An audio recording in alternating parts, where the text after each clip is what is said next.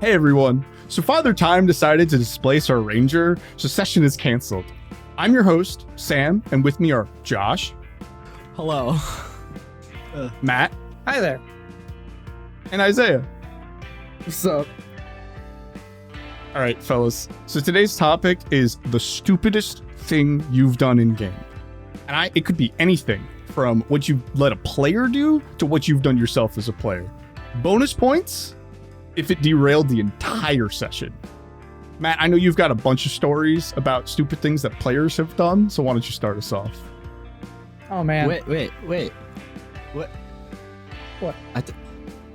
Shit, I forgot it. I just lost my complete Just train of lost. thought. Really? Yes. Wow. damn it. You have excellent. Off to a great my start. God. Excellent. Hello, Oh my welcome. goodness.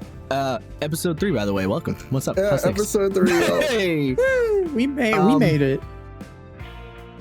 Never mind. Absolutely Forget fantastic. everything. I did whatever. It's fine. Okay, we're Matt. diving right into it this time, boys. No Yep. preamble. Right. Fucking. Oh, I God. guess Matt will do it. I It's- guess. Yep. I mean, yeah. Do you want me to start off? I can start off with players like a y- real quick yeah. dumb thing.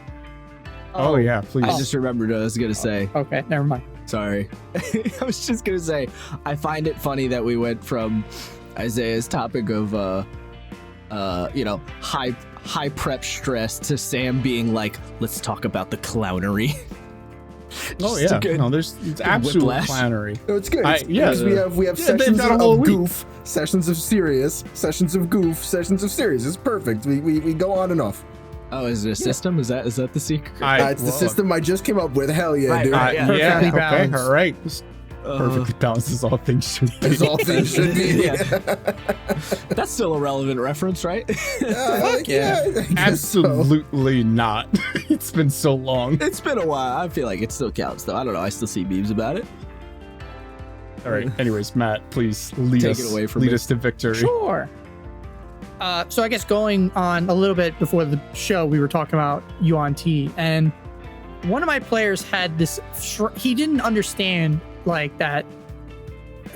So creature types, there are things of monstrosities, which are basically like hybrid monsters. Like think like owlbears and chimeras and all that kind In of shit. D&D 5e, if anyone's D&D not aware. 5e, yeah. Sorry. Yeah. Just to be clear. Right. I mean, y'all probably aware, but like, whatever. I assume, which yeah, but in D&D 5e, yeah, this creature type monstrosities are usually like hybrid creatures or some kind of monster that was made by crazy wizard thousands of years ago, and the fucking monster got loose and now it's in the wilderness, and you're like, well, I guess that's part of nature now, I do love those crazy wizards. right? So my players didn't understand that Yuan-Ti abominations, which are basically like muscular man body, snake head, snake torso, all the way down. They couldn't come to grips that was a monstrosity, and they're like, no, that's just a snake monster. It's like, there's got to be a demon. I'm like, nope. And they're like, I'm like, guys, this thing was a human. Then it turned into a half snake, half human thing, and now it's like mostly snake. Wait. I thought the sexy snake men were like weird, like Yuan-Ti sex experiments, not people turned into sexy snake men. I have a misunderstanding on the lore here. I think it's a little bit of It both. might be Is both. it? I thought it was like a weird like breeding program thing, because I know Yuan-Ti do like weird shit. By the way, why are all the Yuan-Ti men so sexy? Like, why are they so hot? It's very strange. Why are snake Josh, people buddy, hot? pal, most of them are just snake head with rippling abs, right? Right, that's my point. What's with the rippling abs? I'm just saying, like, because there's another one. What is it? The Yuan-Ti Pitmaster, who's just like weird, sexy man with like snake arms? Question mark. It's weird. It's a strange thing. Someone at Wizards is like got a thing for snakes. Is all I'm saying. Okay, and there's a lot Maybe. of people that have a thing for a lot of things out there. That's true. So I feel like I just not to cut anybody off, but I feel like I want there to be a what's the dumbest thing you have personally done? Personally? Yeah, sure, dumbass. Personally Glaxton? done. Percy Glaxton? Hell yeah. Hell yeah. I have your mother, Percy. But yeah, so I feel like we should separate this into two tiers. What's the dumbest thing you have personally done, and what's the dumbest thing one of your players has done? Right. Well, I didn't. I mean, I yeah, yeah, of course. I didn't finish of course. the little monstrosity Yuan-Ti bit. Oh no, I know. It seemed like it was a either or. I feel like I want both. Yeah, yeah, this of course. is I start mean, I off with felt like- players just as the meme that it continued on throughout the campaign. Is after they fought this Yuan-Ti abomination, and one of my players is like, "We can eat this thing, right? It's a snake." And I'm like, "Well, it was once a person. It's a snake."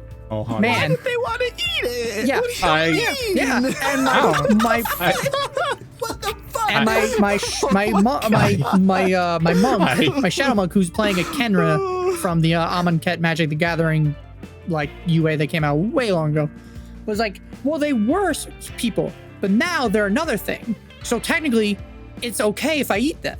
And so he made, I'm sorry, what? yeah, that's it. So he made Oh Yuan-Ti my God. Jerky. And he had it throughout the rest of the Holy entire fucking campaign and would give it to people without telling them, hey, this was Yuan-Ti. Yeah, Oh it's my super God. fucked. That That's is- some that sociopath is- bullshit. It was so Wow. funny. The best was, Man, is that What? I don't think that's Wow. stupid. I think that's just fucked up. Well, It's kind of fucking fucked. wild. Is it? That's so Hannibal Lecter. I love it. well, I Like, think it's all the funny I- bits that would happen where he would give it to people and like the stupidity that they'd be like, oh yeah, it's like, what kind of meat is this? And he's like, yes. And you're like, oh okay. Like the best was he actually gave it to Mystery another meat. Yuan-Ti Mild. later down the Oh line. my god. Oh, I dude, just love. that's so What kind of meat is fucked. this? Yes. Yeah. Like, that's like the logic there is like being like, oh yeah, well, you know, it used to be a human, but now it's a corpse. So like it's different, right? It's like, oh my god. Also, like he was playing a I Kenran, which is like a just- dog man. I- So he was like, yeah, dog, you know, it's like well- it's fine. Like it's I can Dogs don't eat snakes. What? eat shrug. What? What? It doesn't. Look. Okay. Look. First of all, he's a dog man. He's not a dog. So That's it doesn't true. Matter. He's not. It's just another humanoid eating a Jackalman, humanoid. whatever. You know. That's whatever. Jackalwere, Werejackal. There's a difference, people. I like reasons. that you drilled that into your head, Sam. The I difference did. between Werejackal and Jackalwere.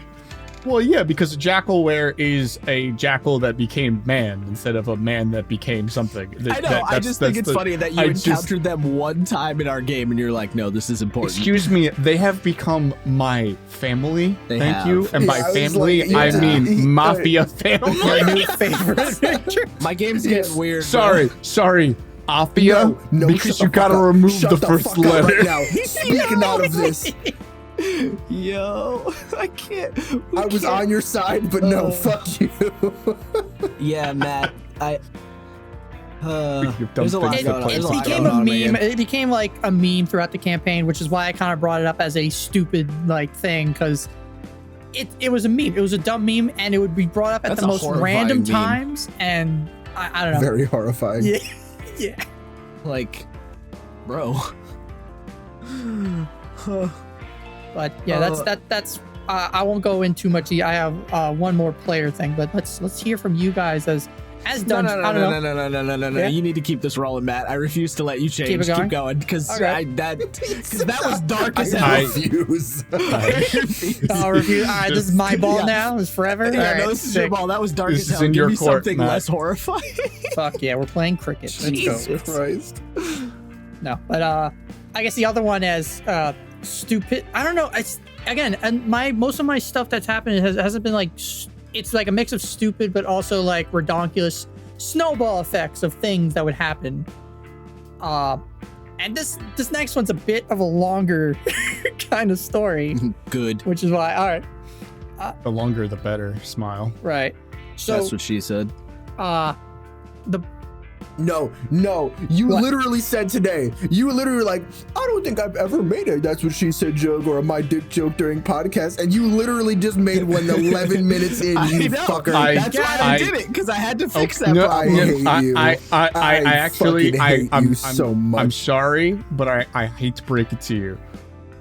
It was your mom and my dick joke. True, which I haven't done yet, so still in the clear, I think. No, eat my ass with this fucking technicality bullshit. This is a Hey. part of his repertoire. It's part of his arsenal, and you let him use it. Yeah, kinda. Anyways, please, Matt. Continue, Matt. yeah. So this next one is my players have dubbed it the Great Joke. and it revolves around, I think the players hit the level where they got 7th level spells in D&D 5e, which I don't remember if that's like 13, 15, what have you. Doesn't matter. Somewhere in that range. Our 13. sorcerer warlock guy, this is also my buddy Joe, who switched classes like a couple of times throughout the campaign because he wasn't happy with where his character was and stuff. This time I think he was the Eldritch Warlock, and he wanted to meet his patron. So when he got the 7th level spells, he picked fucking plane shift. I'm like, oh, that'd be cool. And he picked it, and he's like, all right, I want to bring our party to meet my patron. I'm like, the Eldritch Horror. You want to bring the group there to meet him. Hey guys, you want to go meet my daddy Cthulhu? Yeah, basically. You want to go meet my sugar daddy? my, And I'm like, my Eldritch sugar daddy. and for me, I was like, okay, cool. I'm like, all right, well, right now we're kind of like doing this thing with the monk, the Kenran monk guy. We're at his monastery right now. So I'm like, maybe afterwards I'll set up some stuff and I can make a little plane adventure or whatever. It'll be easy. No problem. I was fucking mistaken. Yeah, you shouldn't have said that. Yeah. Never allow your players to do anything. Yeah, That's no, rule number planeswalking one. is just a fucking recipe for disaster. So the warlock, basically, as the rest of the players are just kind of chilling out and a little intoxicated, the warlock pulls the wizard aside and was like, hey man, I want to play. Wait. Yeah. Players were intoxicated? Or The were characters, sorry. The intoxicated? player characters Okay. were all Important intoxicated, distinction. hanging Yes. around, vibing. They're like, oh yeah, it's a monastery. Fucking, this is great. Just chilling, relaxing. The warlock pulls the wizard aside, who wasn't like hanging with the party, and was like, hey, I want to play a joke with the group. I need you to make sure everyone is holding hands at the same time. And that's when I do the whole like Matt Colville hat flip thing. And I'm just like, you motherfucker. I'm like, you just got the spell. I told you, give me some time and I'll plan the adventure. I'll do it for you. Wait, hat flip? Yes, Hold on.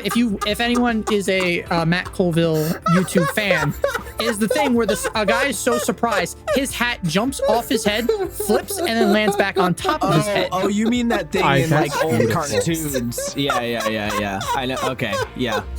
I got it. So gangster. He was like, hey, let's all hold hands. Yeah. Forces a plane shift. Basically, and all the players, because they were inebriated, had disadvantage on like the assholes. save, so they all went there. That's savage. Yeah, You know, the worst part is that I could see someone doing this like so easily.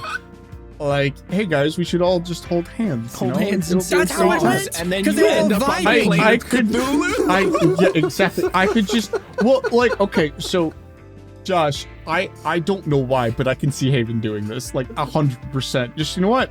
I don't feel like being here. Hey, I guys, can't everybody come fucking around. Huddle. We're gonna do it. We're gonna do a team huddle. Everybody huddle. Plane shift. What? Gone.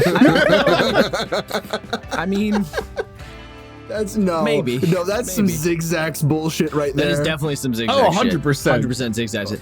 We really should stop referencing our characters from our games, but anyway. Nah, it's fine. I don't think It it's is going to be possible. literally impossible. I guess. We It's are just a a lot of tabletop in-jokes, I feel like. podcast. it's Well, of fine. course. Doesn't matter. But Zigzags was my kobold bard. He's a fucking trip and a half. So, yeah. An absolute goober. I literally said, if we ever went back to those characters, I would want to be level 14 just so Zigzags could take plane shift so he could go to Avernus to bother Paz. To bother my character, yeah. Yeah, Just ask him for like some fucking salt. Like, hey, bud. just to annoy the fuck out of him. Yeah, just be like, why are you here? Go away. Because I can. I can't. I used all my spell slots. I have to wait until tomorrow. Smile. Except he's a fucking kobold, so smiling is a little bit different. it's like one weekend out of every other month he shows up. Just keep showing up in hell. Oh my It would god. be like every You other would day. Kill him. But yeah, Anyways. so yeah, that happened. So, and a kumbaya, hold Kumbaya. hands ring. Enter to the go to Cthulhu's house. into the far realm. Fun Jesus. times were had involving the players. Floating through the astral sea for a bit, landing on a Githyanki pirate ship, and funny enough, because said pirate ship, the players decided to engage said Githyanki pirate ship, and the wizard and the warlock died. Wait. I'm so happy that the Is this when your warlock died. players got fucked by that red dragon? Yes. What? Wait, So what? in- I remember this. In D&D 5e, I don't remember this. Githyanki, their whole lore is that they've made a deal with Tiamat and that Githyanki can kind of command red dragons. So this Githyanki pirate I ship, did not know that. Yeah. I did not know so that. this Yeah, Githyanki it's pirate ship, fucking I wild. rolled using the Mordenkainen Tome of Foes to like fill the pirate ship, and they had 2 fucking young dragons. My players managed to like kill one of them, but the wizard, who was doing the Bill Murray wizard from the Zbashu video of what if I just had the lucky feat and played a halfling and a divination wizard at the same time, it was fucking great. His luck ran out. His luck gland, as they call him in halfling terms, ran out that day, and he That sounds really gross. yeah, and he got His luck obliterated. gland? It does sound pretty I grody. like that, Ugh. but Yeah. So he got annihilated, and the wizard, the warlock, who plane shifted them there, ended up getting crushed under the mass that the monk broke with a rod of immovable rod as the pirate ship was flying. So that was another whole deal to kind of figure out mid-combat. Great fucking times. So we call it the Great Joke because the 2 people who brought the players to this place, to the Astral Sea, to the Far Realm, and this Githyanki pirate ship, died, leaving the rest of the group stranded. Yeah. I like so this you way know when more Sam now. said bonus Fucking points for the derailing? Yeah, bonus Oh, it points derailed required. so many fucking things. It's absolutely required. Wow. Fuck yes. Holy Christ. all right. Well, I don't know Jesus. if I can really top that. Yeah, no, I don't think I can either. I mean, I've got some stories about players doing dumb shit because all of my players. but Hello. But I will say, as dumb as the whole situation was, I would not change a fucking thing. It was so funny thinking back at it now. Goddamn D&D, yeah. dude. I mean, that's peak content right there. Doesn't get much better than that. I mean, Yes. I don't know. Does anybody think they have a story that can even No. compare? at all. Literally no. No. Not even No. close. I've got a plenty. Oh God. I don't know why, but I was just reminded of. Josh, do you remember Boog the Mighty? I do Oh, remember. God. That's Boog the actually a Mighty? pretty good one. I- Maybe you it should is a go good there, story. Sam. Yeah, okay, all that was right. like several sessions of stupid. It was several sessions wait, of stupid. Sam, we need to tell the story of Healthy as Fuck Horse. That's oh God, that campaign Pop lasted a off, total King. of like Pop off. that campaign lasted for about 4 sessions, and my God, was it a time. So 4 glorious all right. sessions. oh God. So just trying to think of who we had. I think we had 5 players total. Let's see. We had the Warforged Paladin. We had the Human Bard. We had yeah. a Druid that I don't remember the race of. Do you remember what you were half-elf. playing, Josh? You were I playing was a half playing. elf. That was Hymn of Battle. That was my Kenku cleric. Oh yes, you were Yeah. playing him battle. I I miss was him. playing a Kenku cleric. He was dope. Him Big as in fan. the Him is in like a song of battle, yes. not as in HYMN. Okay, so Bard, Paladin, Druid, cleric. I think okay, we had 6 because we Did had we have 6? Jesus. yeah, we had 6. What's That's with the you most guys I've in ever run big through. groups? Again, Matt, we don't do this shit anymore. We don't do that No. to you. Yeah, I don't know. Stop. So that one in particular was because I wanted to get a few new players into the game, because they had never played, and everybody else there was like at least fairly experienced with it. Also, it was hard to invite certain people without Inviting others. Yeah, that's the problem with friend group. Anyways, so it was quite a large party. I will never forget. This is also Wait, how who are I the killed other my. two though? Because I don't remember. Is that a? It was. Bear? It was. I don't remember. Do you have this I really game in don't Roll remember. 20 still? I do have it still in Roll 20. Just pull it up. I could go find it. But regardless, so we had 6 players, and really the only ones that matter are the ones that I mentioned, because everyone else was kind of irrelevant. So it starts out as most D&D games go, where you just kind of, your party ends up in a place, they all get together, they get a job, they go and do their thing. So at one point, the druid wants to go around and check all of the animals in the area because people have been talking about how they've been feeling sick recently.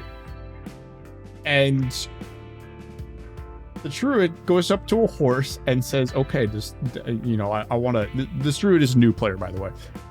He's like, can I, just check the horse and make sure that it's okay? I was like, all right, roll nature. I could have done animal handling, but this is 5e. We don't do that here.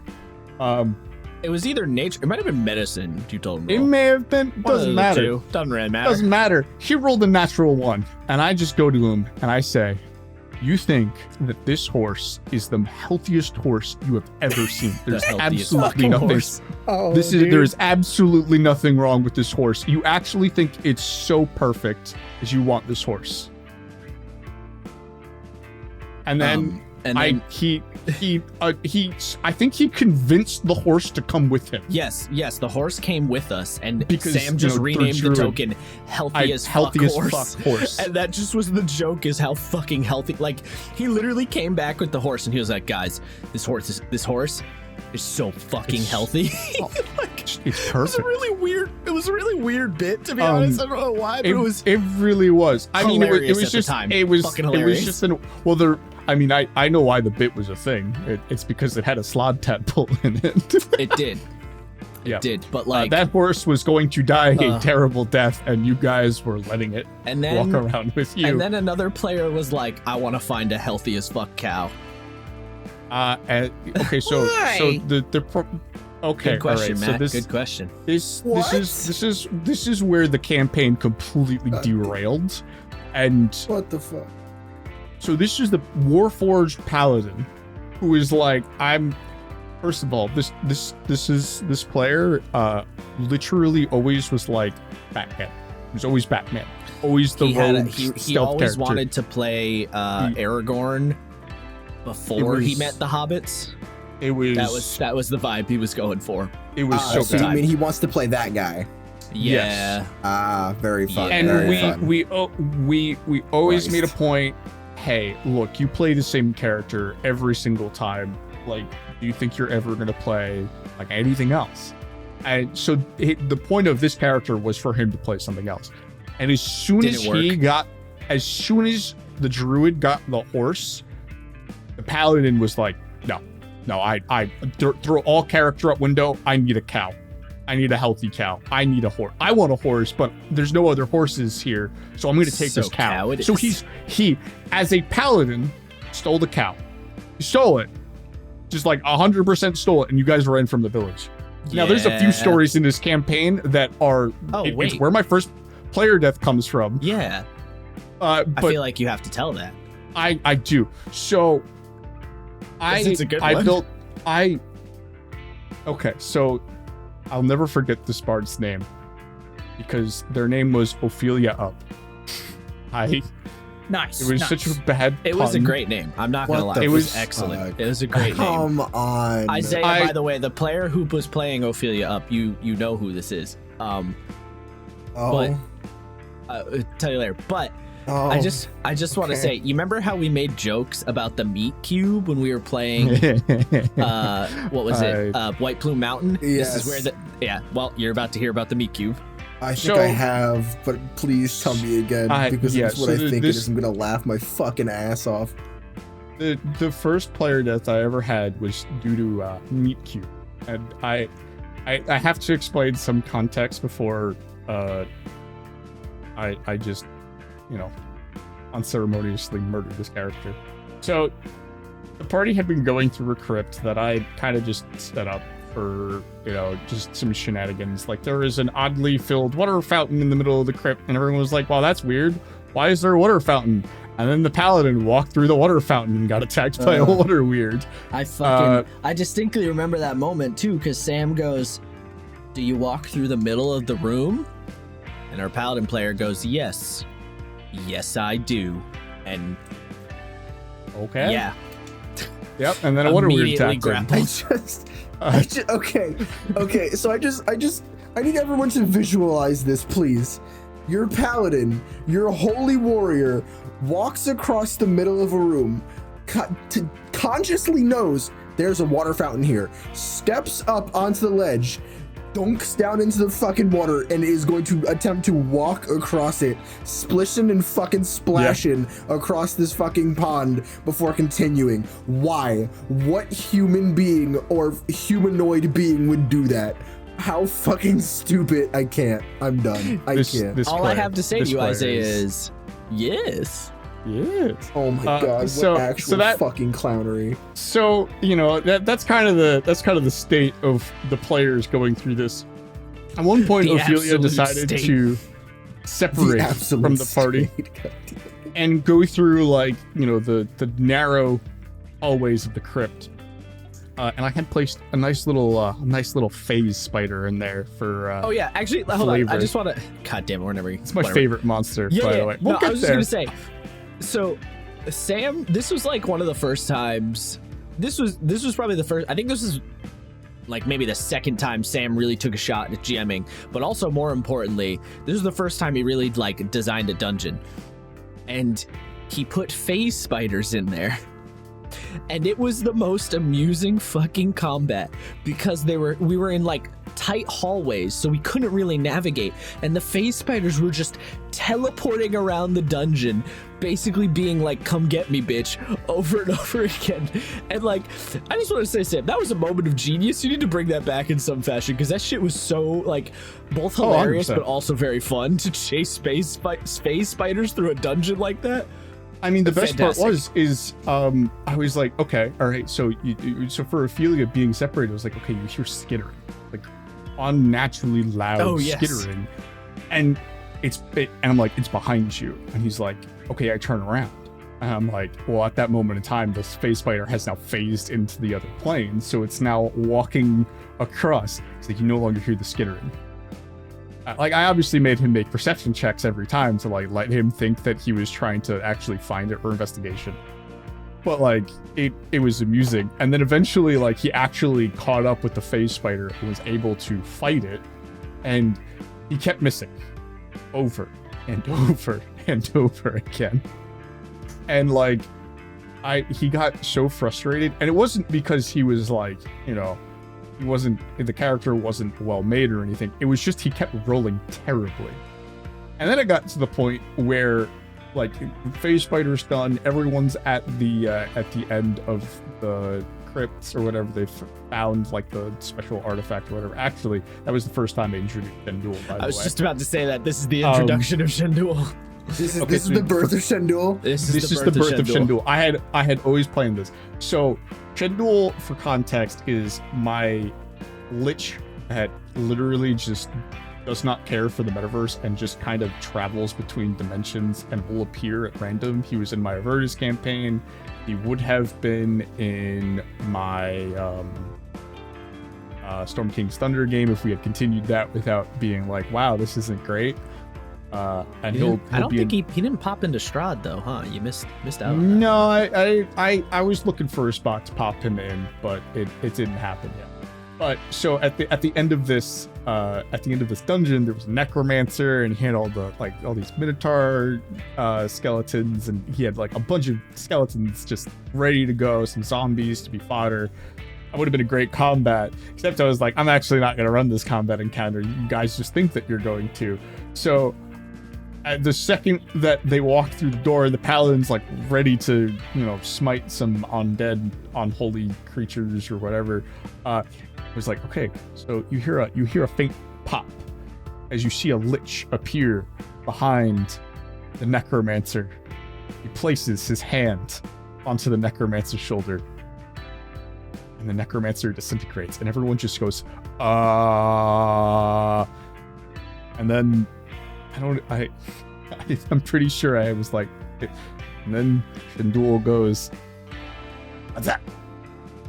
Yeah, But we all dead ass thought we were about to like fight a lich, and then we didn't. Oh my god! The worst part is I'm laughing because I've experienced this with Shenduo, and it starts with him being like, "What's up?" Now, did the meat cube happen before we got into that room? I think so. It right? was right afterwards. So Nice. after the non-combat encounter, because I was screwing with you all because you had already done all the combat encounters that I really wanted you to do,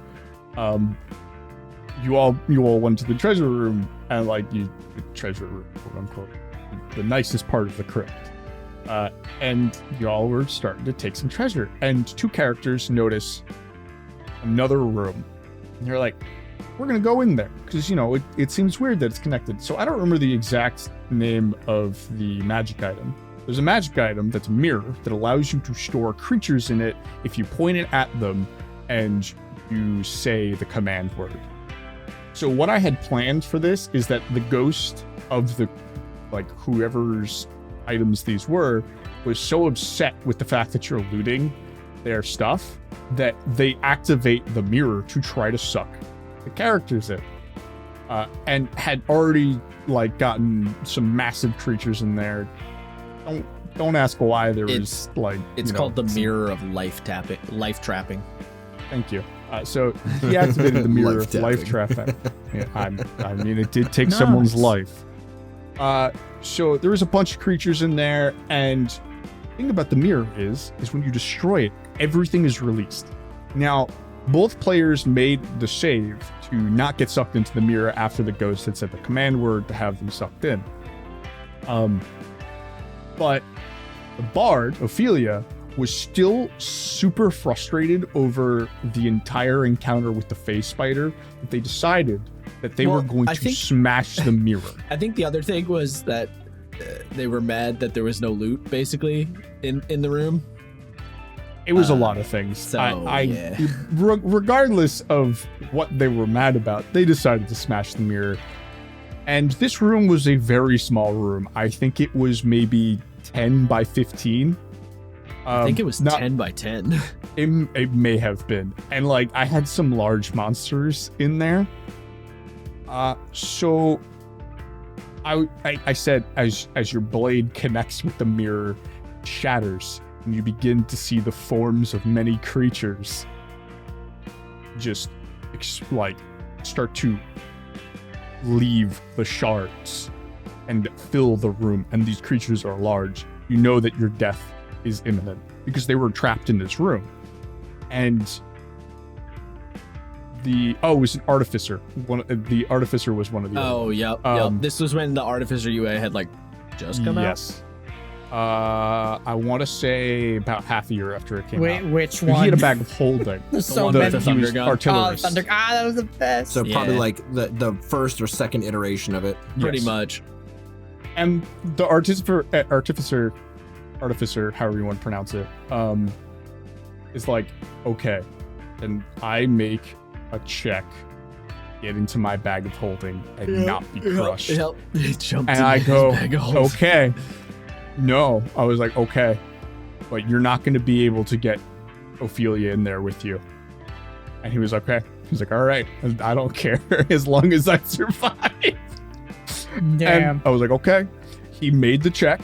I think I made it a DC 15 too. Like, because he had like a few seconds before the room was filled with just different creatures. And he makes it into the bag. And then a second later, all of the creatures have escaped the mirror and are crushed into a giant meat cube. The other player's like, holy fuck, what just happened? Because they hear a loud bang in the other room. and the some door bone like crunching and stuff, you know. yeah, like disgusting meat noises. Meat sounds, if you will. And then the door falls off its hinges and out plops a bag of Fulton. And they're like, what happened? And then, of course, the artificer gets out of his bag and is like, so that was a time. And that was my first player death. It's definitely one of the stupidest things I've had a player do before. It didn't derail the session, though. And then shortly afterwards, that player introduced his next character, Boog the Mighty, who was a half-orc circus man. Fighter, I think. It didn't matter. He didn't last that long in the grand scheme of things because we ended that campaign shortly afterward. Other circumstances. And it was a great time. The meat cube was great. The healthy as fuck horse was great.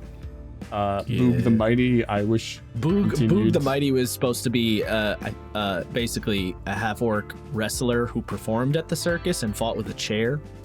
So yes. Sick. You know, I kind of miss it. It's a very Matt character, to be honest.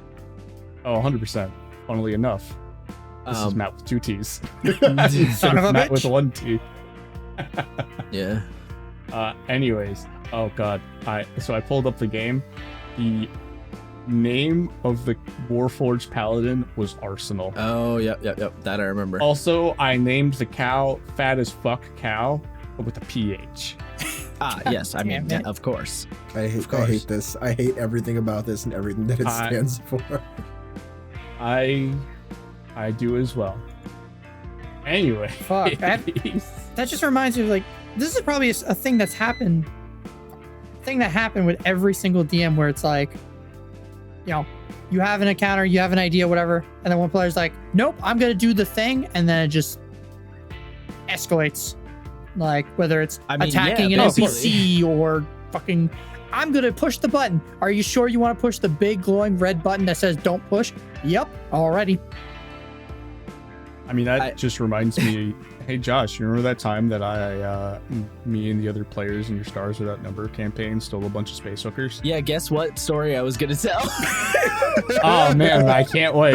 I was, Yeah, I gotta hear this. Glad we're on the same page. You know what? Because I mentioned it, go ahead, please. Well, okay, so before I do that, I feel like I'm gonna need your help a little bit here, Sam, because Oh, I want to 100%. do with my dumbest thing as a player, but here's the thing. I do so many dumb things as a player. I know. So, and you've been my GM basically the whole time. So I'm going to need some reminders here. Because here's the thing. For the internet at large, I have a philosophy with my characters that is play them like a burning ship. And all that means is I just don't give a fuck about my characters. And I think this comes from me GMing so much more than actually playing. So I've just gotten used to being like, yeah, like I've just gotten used to basically not loving anything I make. So when I make a character, I already have 806 backup characters. So I don't really care if they die. So I play all my characters like burning Why? boats. Why are you like because, okay, because here's the thing, Matt. You will never get an answer you would like. Just no. No. I know, I mean, but- I have an answer. You might not like my answer. I have an answer. The answer basically is just I like my characters for me are basically 2 things. One, and experimenting with the mechanics of the game. So like playing a new class, playing a new race, playing a combo, playing a special feat, you know, stuff like that. And the other thing is characters are a way for me to play with like a narrative idea. But sometimes the idea is really simple and I only need a couple of sessions and I'm satisfied. It's very rare. Like, I don't really make super long-term plans for characters. I tend to just be like, all right, this is the idea I want. This is what I want to experiment with. If he lives, if they live, maybe I'll go further, see where things go. And if they don't, oh well. So like, I was the character I've gotten the most attached to ever was definitely Zigzags. And I can see why. I think the reason I got the most attached to Zigzags was just because he was like, I don't know, the easiest to play Like, he as a character was how I like to be as a player in a lot of ways.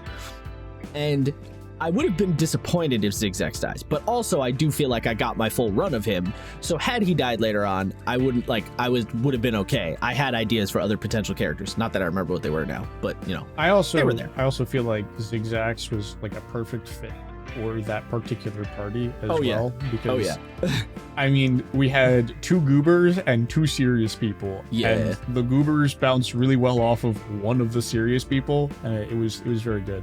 Also, I don't want to interrupt too horribly to go and talk about Shendul, but I found the original spelling that I have Shendul, and my god, do I hate it.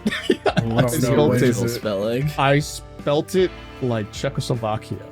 So fuck? Czendul. Oh, I hate that. I hate it so too. much. I don't know because literally, it's literally everywhere else is SHEN. This is the first notes I took. Also, by the way, for some of my world building notes, it literally says, the world itself has been at peace for like the past 100 years or so, mostly because the Lich, Shendul, got bored and disappeared. That's it. That's like, I was like, yeah, no, that makes sense.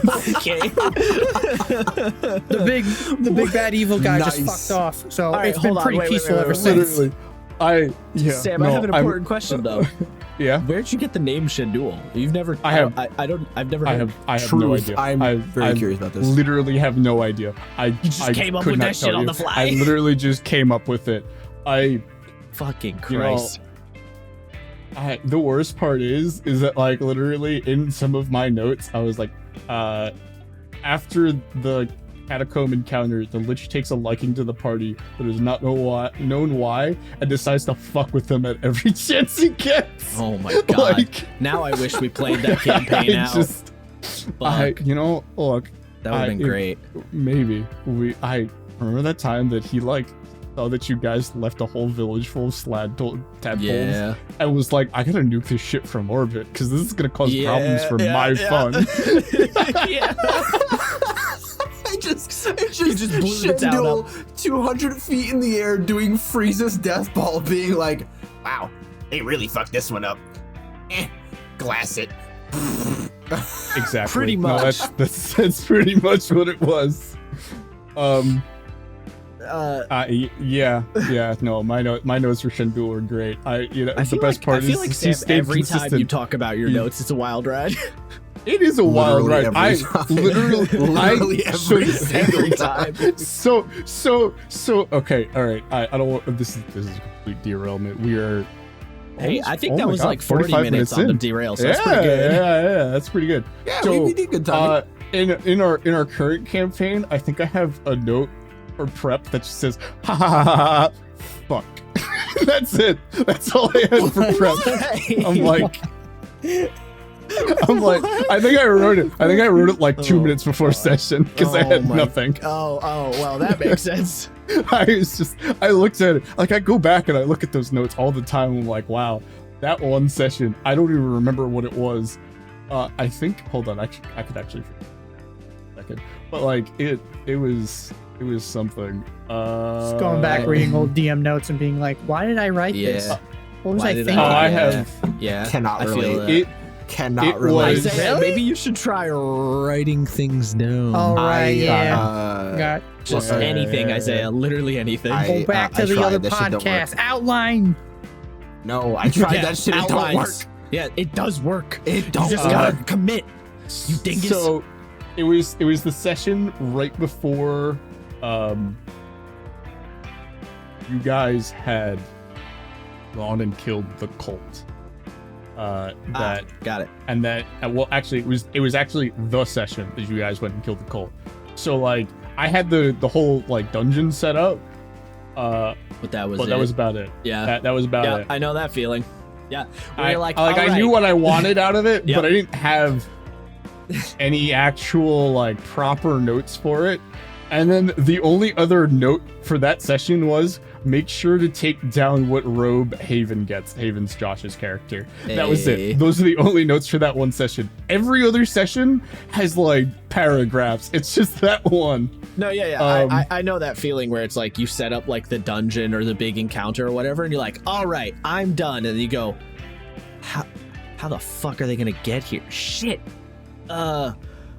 There's a guy. He tells you to do a thing. Go. Yeah, okay. I know that feeling. I feel this. Okay, this I can relate to because this shit happens to me all the fucking time, and I had to literally write into my in-game universe why I can do this.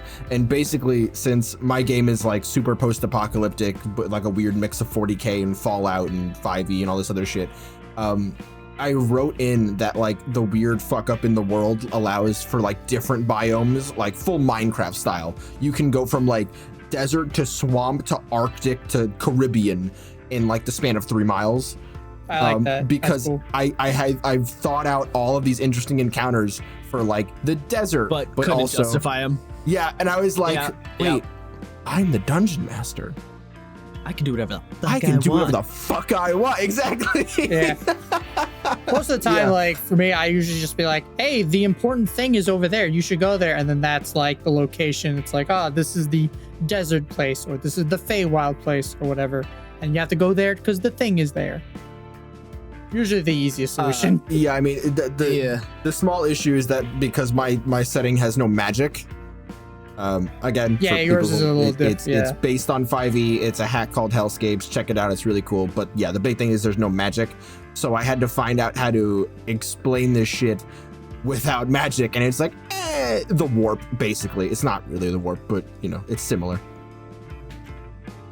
Anyway, Anyways, so to Can do track fantastic all character. the way back.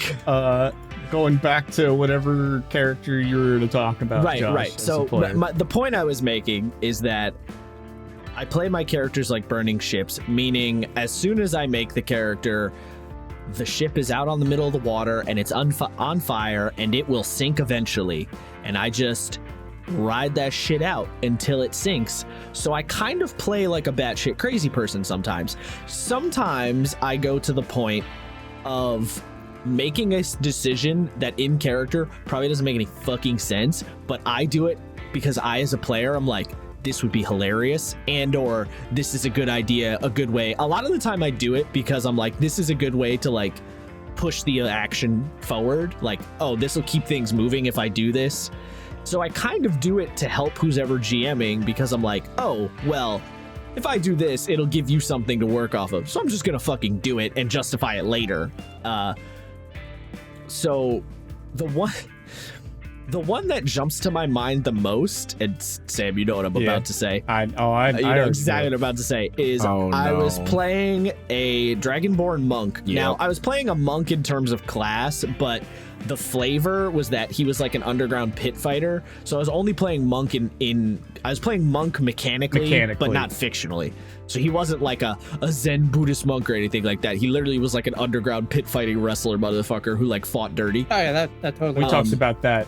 Yeah, We talked about nowadays this I would do that with the fighter unarmed thing and and a battle master probably, because now there's more tools for me to do it with. But anyway, so we were playing Storm King's Thunder, and I don't know if this dungeon is actually part of the adventure or if Sam, you just whipped this shit up or not. Oh, I 100% whipped this shit up. Okay, so we're going into this random dungeon, and we get to a room, and there's a stalagmite sticking up from the ground. Oh, sorry. I was thinking about the other dungeon that you went through. No, this is part of the. This is part of the adventure. Okay, so there's like a stalagmite in the middle of the room, and Sam says the words, and this is where he fucked up. He says the words, or this is where I fucked up, depending on how you look at it. You see, the stalagmite has arm-sized holes. And naturally, because Sam said the word arm-sized, I was like, well, I have to stick my arm in there. I have to point out that when I read that part of the campaign before running it, I knew exactly what you were going to do. I looked at it and said, Josh is going to put his arm in this. Yeah. There's no way It's that literally, he is not going to put his arm into this pillar. It was there are points in campaigns where like I know that Josh is going to do this. Like, there's no way. Oh, yeah. I could. 100%. There are bones that I know you cannot resist. Pretty much. It's just like Yeah. Okay, so not to completely derail, but the pipe in the fallen the ship pipe. in Avernus. Yeah. I thought you were going to put your head Fucking in it, pipe. not pause. Here's the thing. If someone else had not stuck their head in the pipe, I was 100% gonna do it. I know. 100% gonna do it. And you probably would have died. The only But- reason why Probably. Paz did it is because Paz had devil sight, and I'm like, well, we're not gonna have to worry about anything stupid. I can just do it if I want. And just peeked head and looked up, was like, yeah, no.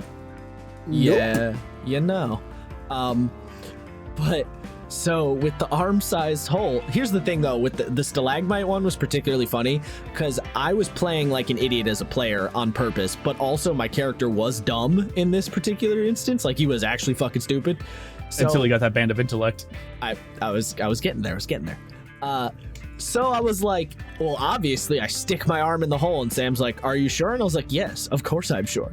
So I stick my arm in the hole and I take like 60 some odd damage because there's a black pudding on the inside, and I just At get level down 2, to, by the way. Huh?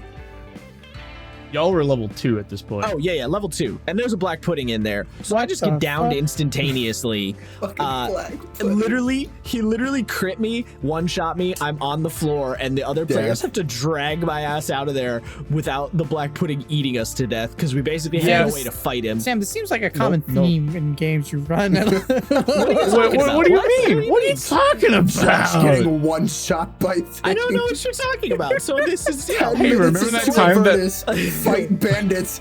Bandit walks up and bombs zigzags on the head. Instant down. Didn't even get around for combat. I did not. Okay, remember when Josh's name in our group chat was One Shot Wonder Bard? Yeah. Every time he was in combat, he would get one I shot. got one shot. Yeah, that was a good time. That was The a good joke- time. great Good time. The bits. Good joke bits. literally became that his character wasn't actually unconscious. He would just get hit and be like, no, and just fucking like stick his tongue out, like looking like he's foaming at the mouth, and just be like, is it over yet? No, okay. They just pretended to be unconscious, and then he would get up. I mean, it's a theme that people get one shot in my campaigns because there's the Apparently. time that Isaiah decided to shoot the trash pile that was definitely not a trash pile Oh, in yup. Curse of Strahd, and then it slapped him so hard he's just almost died. I think it was like, what, 40 something damage? It was a good time. No, it was it had to be less than that because we were level 1 in No, you were level 2. level 2. Well, either way, Yeah. Luca only had like 12 HP, so it couldn't have been that much. Because it would have just killed me outright. It was a good time, but also then Josh got hit by a tree. Anyway. Okay, wait. No. I feel like I want to tell a small story about the tree. Hold on. No. Because I need to We're get gonna- there. Because look, Yes. I'm talking about me as a player, and that was 100% on me. You know what I'm saying? I was like, okay. But All hold right, on. You So you tell what happened, and then I want to tell just the description of the post. Of course. So there's more to this though, right? So that character got one shot by a black pudding. Now he didn't die. So as if, I hadn't brushed with death enough, there was a follow-up dungeon later, like a session or two later.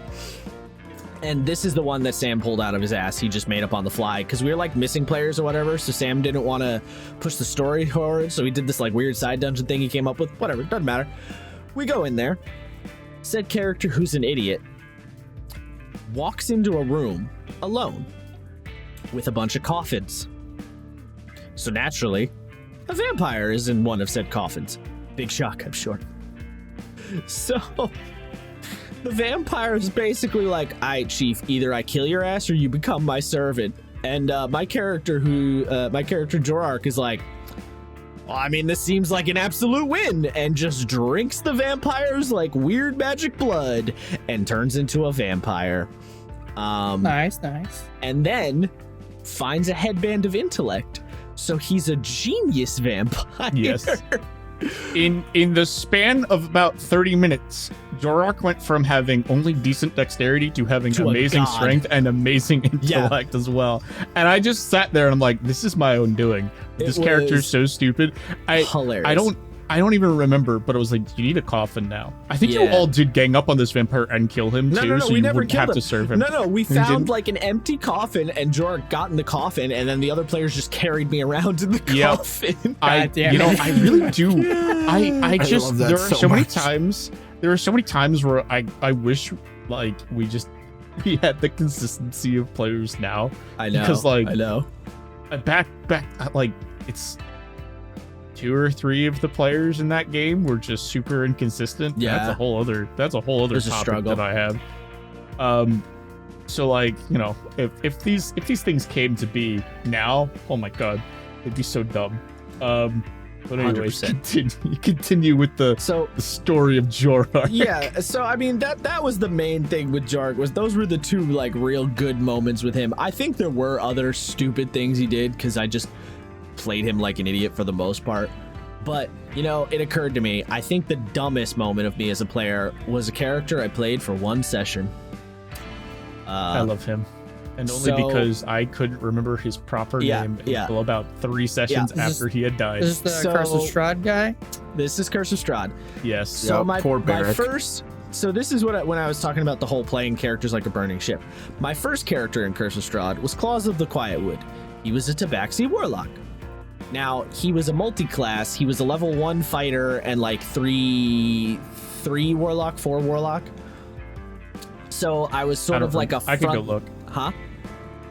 I could go find his level real quick. Yeah, it's whatever.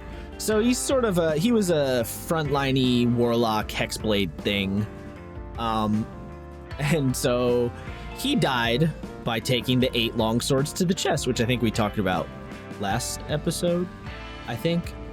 Yep. Maybe the episode It was before. last Yeah. episode, yes. We brought it up either way. So that's the 8 long swords to the chest. The character immediately after was Barrack, who was a dwarf cleric. I think he was a cleric of Lathander, if I remember correctly, but I'm not 100% sure on that. Either way, he was a cleric. Probably. Barrack, basically the player with Barrack, the other 2 players rolled up with Claw's dead body and were like, hey, can you bury our friend? So my new character buried my old character. So that was pretty hilarious. That was a good time. At I which enjoyed point, I think I literally asked you if you wanted to do that. yeah, I think you did, yeah. At which point, the next session rolls around, because that was basically the end of the session. The next session rolls around, and spoilers for Curse of Strahd, I guess. We find Baba Yaslaga's hut. And Yep. part of that whole thing is she has a baby in a cradle trapped in the hut. Now, the baby's not real, but I didn't know that. And Barrack, being a lawful good cleric, was like, well, we have to save. We found Baba Yaslaga, and then we were like, all right, we're gonna leave now. And then we fucked off, and my character Barrack was basically like, all right, so like we're going to get the baby back, right? And the other 2 players were like, no, this seems like a bad idea. And he's like, no, we have to save the child though. At which point, it's like, okay, I guess we'll go save the baby.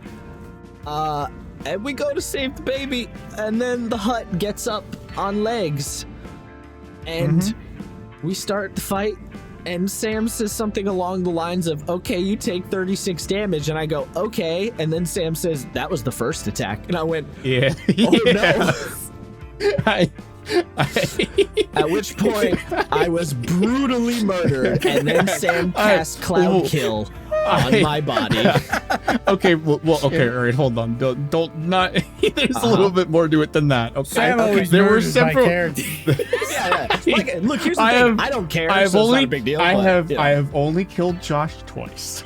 so far. For now, I have yet to kill Haven. Yet. So, I want to point out that you were literally the only character within view of Baba Yaslaga. That is true. Yes.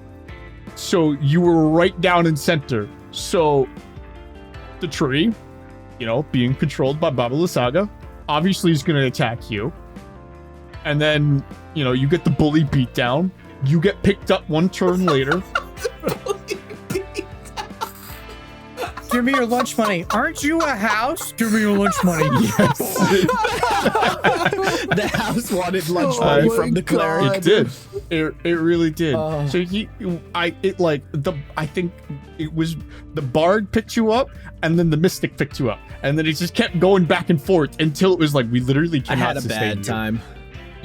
I think you went up and down 3 or 4 times before everyone was like, we can't do this. This is too much for 3 people, and one of them immediately going down at level 7. Bye-bye.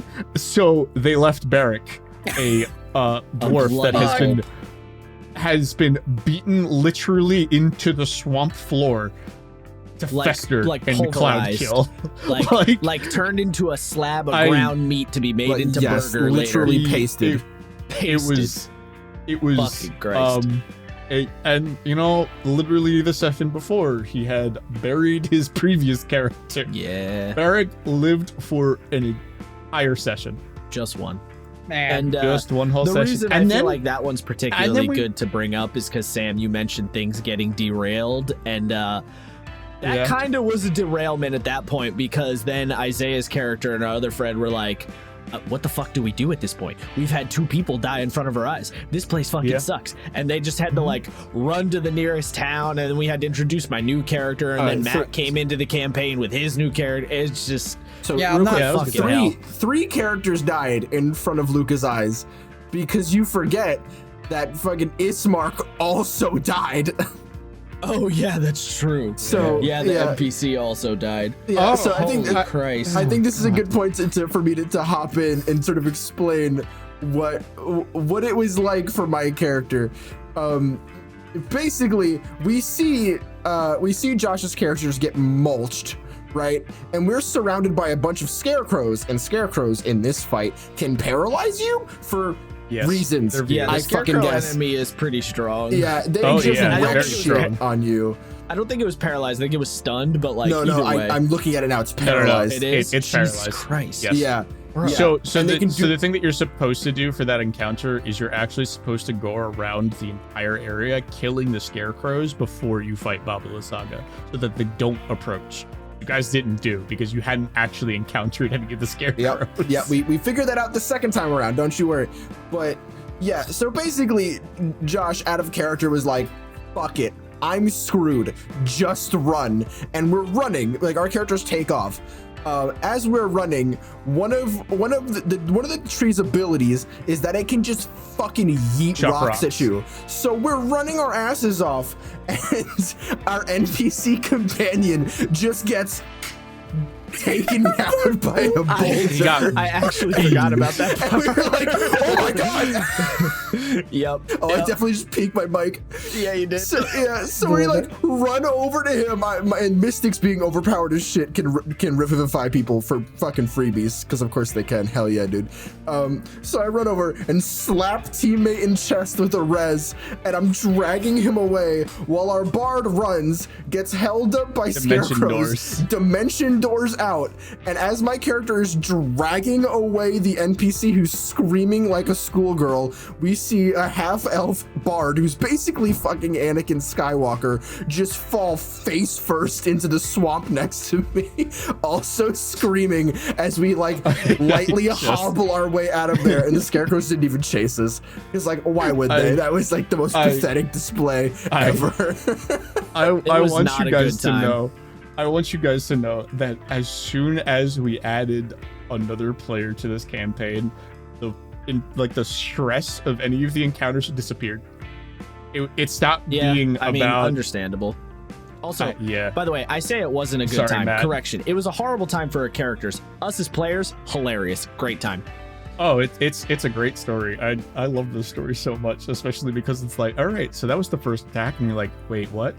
Yeah, I don't know how many times. It was literally the meme of like, all right, time for his second attack. Like, it was literally the meme that people always post. Mm-hmm. Does a 37 hit? Yes. Yeah. Yes, DM it hits. Like, I have a 12 AC. You fuck. Yeah. I mean, I stopped asking hilarious. what Haven's AC is because he has 11. It was It's freaking. It was so good. I do want. That's probably. No, go go ahead, back. Oh, okay. I was gonna say.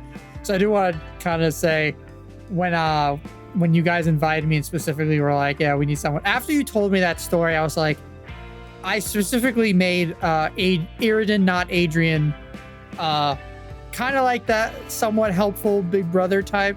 Like I didn't choose the fucking healing cleric or anything, but I tried to be really calm and chill and like, hey, it's okay, guys, everything's all right, and we'll just smash all the baddies. And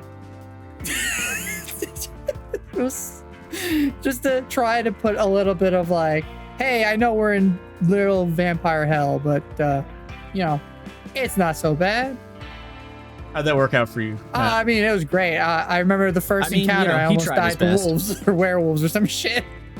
It was a good time. Yeah. Hey, remember that time that Luca went into the water after I specifically asked if he goes into the water? Oh, and yeah, you then said, he got hit by lightning. Yes. Yeah. And then he gets struck by lightning. Yes. Okay, no, this is not going to count as a dumb thing because there is complete logic to what I did. So, 100%. we had to. There's a part, again, spoilers. You have to escort a NPC to another town, and we were escorting that individual.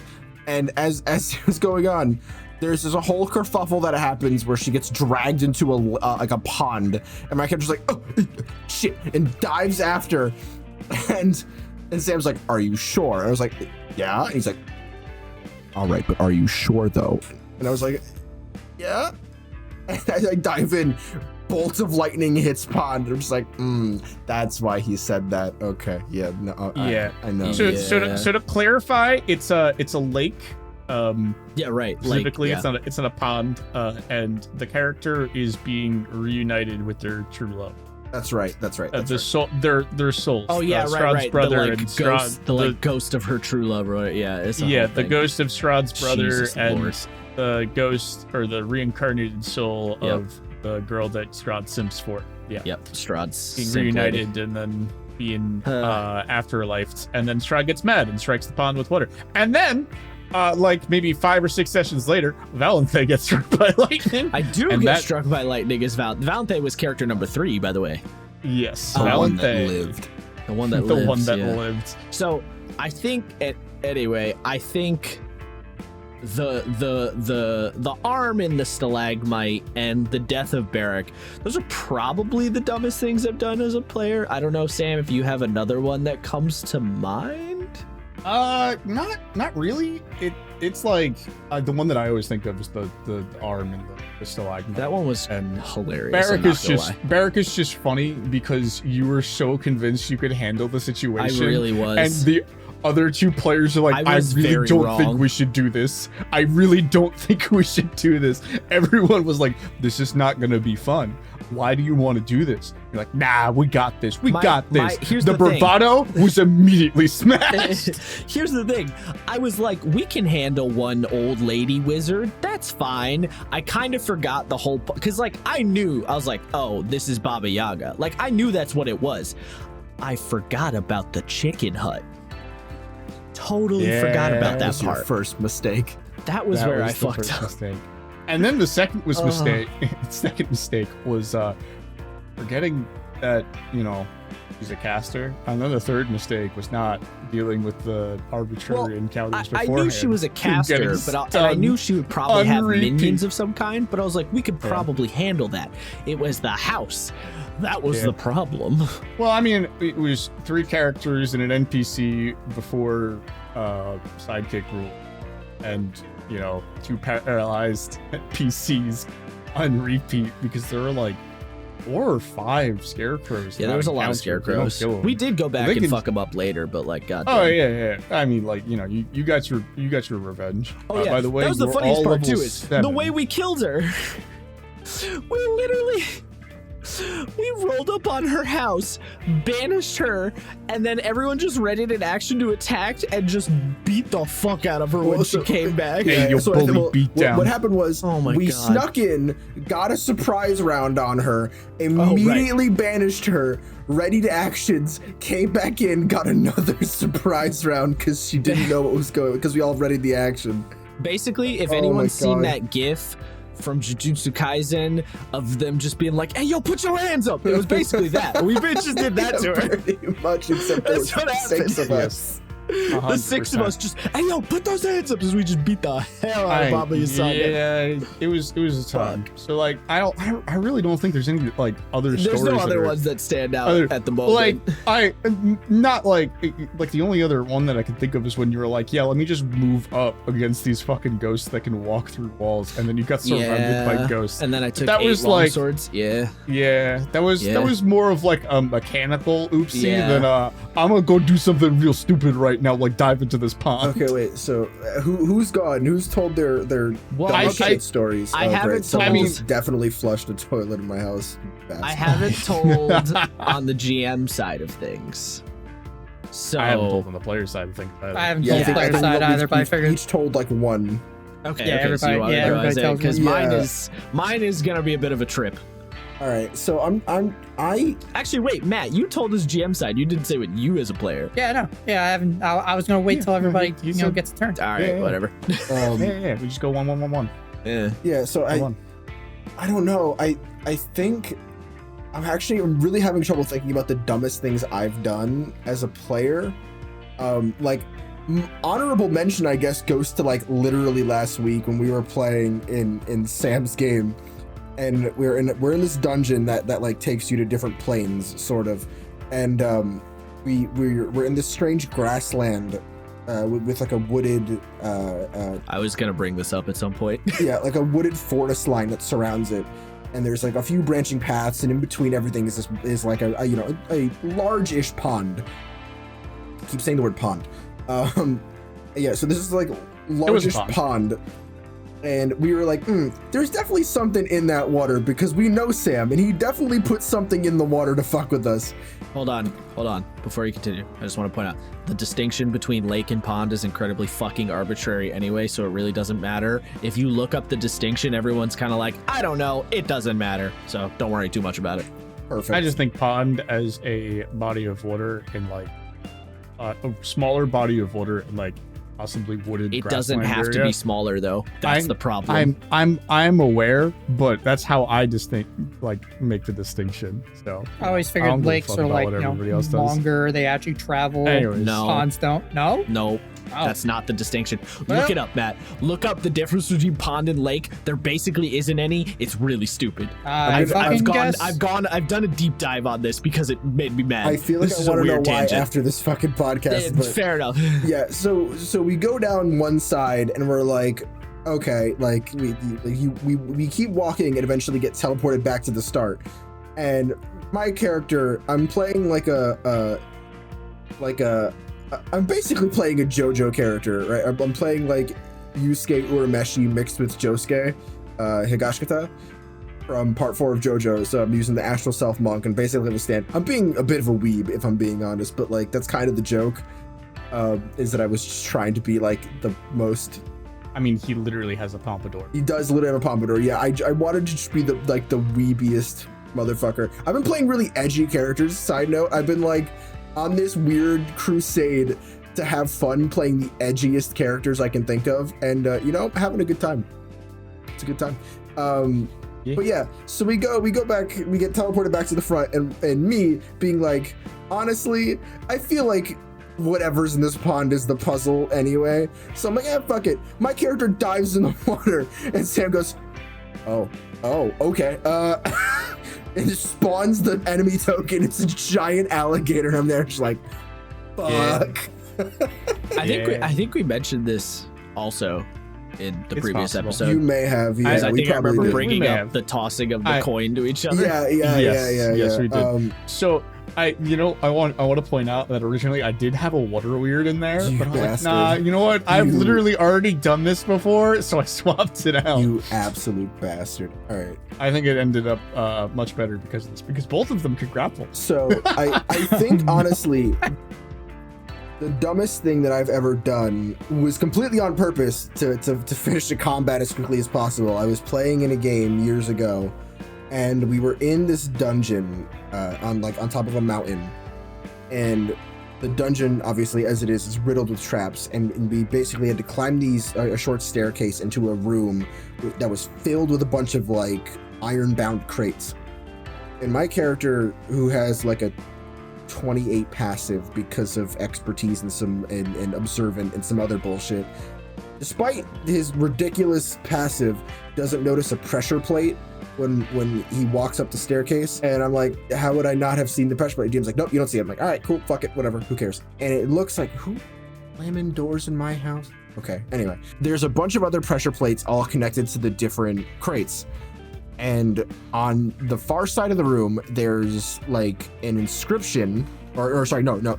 On the far side of the room, there's a golem, like a clay golem. We don't really know why it's there. We don't know what it's about. But above us are a bunch of iron pipes with faucets hanging from them. So obviously we're like, all right, well, that's definitely the trap. What the fuck is the golem for? Who knows? So we're walking around, we're testing out the pressure plates. You step on one, nothing happens. Step on another one, nothing happens. Step on two, nothing happens. So we're trying to figure out what the puzzle here is. And my character walks up, and I'm trying to figure out what the golem is for, and I can't figure it out. So all right, I'm cool. I'm gonna detect magic. And as I do, this inscription pops up on the golem's forehead, as it usually does. And my character, obviously, because I was like, all right, well, this is gonna lead somewhere, so fuck it, I'm just gonna say it. So I read the inscription out loud, and apparently so reading the inscription out loud triggered the trap on the golem. I'm not really sure what the point of this was. Even today, like, I've asked about it, and the GM has been like, this is something. I was like, okay, whatever. Basically, what starts happening is this highly flammable gas begins to fill the room from these vents that are like next to the pipes, and acid starts spilling out. And we're like, I'm remembering this now. This is a fucking clay golem. It's gonna heal now, isn't it? Which it did. So we're trying to fight it and failing because we can't really hurt it because it keeps fucking healing because of all the acid. And on top of that, the room is filling with poison, and we're like, every round we're like having to succeed on saving throws to not pass out and fall into the acid and die. We're jumping on top of the crates to stop from melting. The acid it gets to a point where it's like almost to the top of these crates. The crates are about like 2 feet tall.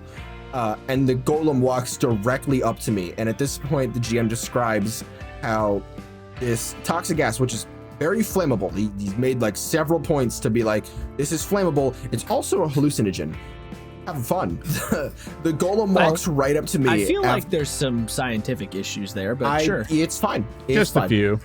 So the golem walks directly up to me, and I'm like, all right, bud, we're playing this game. And I look at the dungeon master and go, I cast fireball at 5th level on myself. And the dungeon master looks at me with this look of terror and confusion and sadness, and all the other players look at me like, you are going to murder all of us. And I said, that is a price that I am willing to take, because I don't want to be in this combat anymore. I am very annoyed by this whole trap room. None of this made any sense, and this puzzle, none of this made sense. This was dumb. Fuck this. I'm not So having fun. Isaiah basically looked at everyone and said, I bet. I looked back on all of my years and realized that there was only one thing I needed in my life, and it was the gospel of violence. So I set off a fireball directly on myself, and the GM looks at me incredulously and was like, roll me a dex save. And I go, I have a ring of evasion. So I survived my own fireball. Wow. Almost nobody else succeeds the saving throw. 3 people go down. And the reason why it was so powerful is because at 5th level, I think the fireball did like 50 something damage. And he was like, okay, because you ignite the gas in the air, all fire damage is doubled. So I ended up doing over 100 damage. Oh my god. And we were level Holy 14. shit, We were dude. level 13. Didn't matter. 2 of us went down. My character ate so much shit, had almost no health left. And after he describes how the room is clear, everyone is dying. 2 people are face down in a puddle of acid. I'm like, you know what? I did good today. Run over and res the 2 characters, and they're like, oh my god. they pull a Donald Glover in Solo, where it's like, I don't like it, I don't agree with it, but I accept it. Yeah, no, that's probably the dumbest thing I've ever done, but it was absolutely planned. It was Dumb, it was but also That's- like spiteful at the yeah, same time. yeah. spiteful, and you you know know- what? The most clutch move I've ever pulled. I just like the fact that it was spiteful. I It love really, that. yeah. I just that really drives it home. You know what? I'm gonna do something stupid out of spite. yeah. Just- Isaiah they're looked at the beautiful. camera and went, "It's time to go." Buck wild. Buck wild. That's what happened there. Pretty much. Okay, so the minor side story that had to do with this same dungeon. To get to the dungeon, the dungeon was on top of a mountain. And it was that thing where it's like, you look up the mountain and you see a manticore, a chimera, and what are the dragon things that work for Tiamat? What are they called again? The Abishai. Abishai. There's a bunch of Abishai, several wyvern riders, and we look up and we're like, no, I don't think I will. And the GM were like, yeah, we're not doing any of this. And the GM looks at us with this evil grin of like, how you gonna get past them then, bud? Because the mountain is several thousand feet up. And we're like, interesting that you say that. So we take our orc companion, our orc wizard monk multi-class, who has got stupidly high strength, and we walk up to him and we cast all of the casters, and there's me, who I was a custom class made by the GM.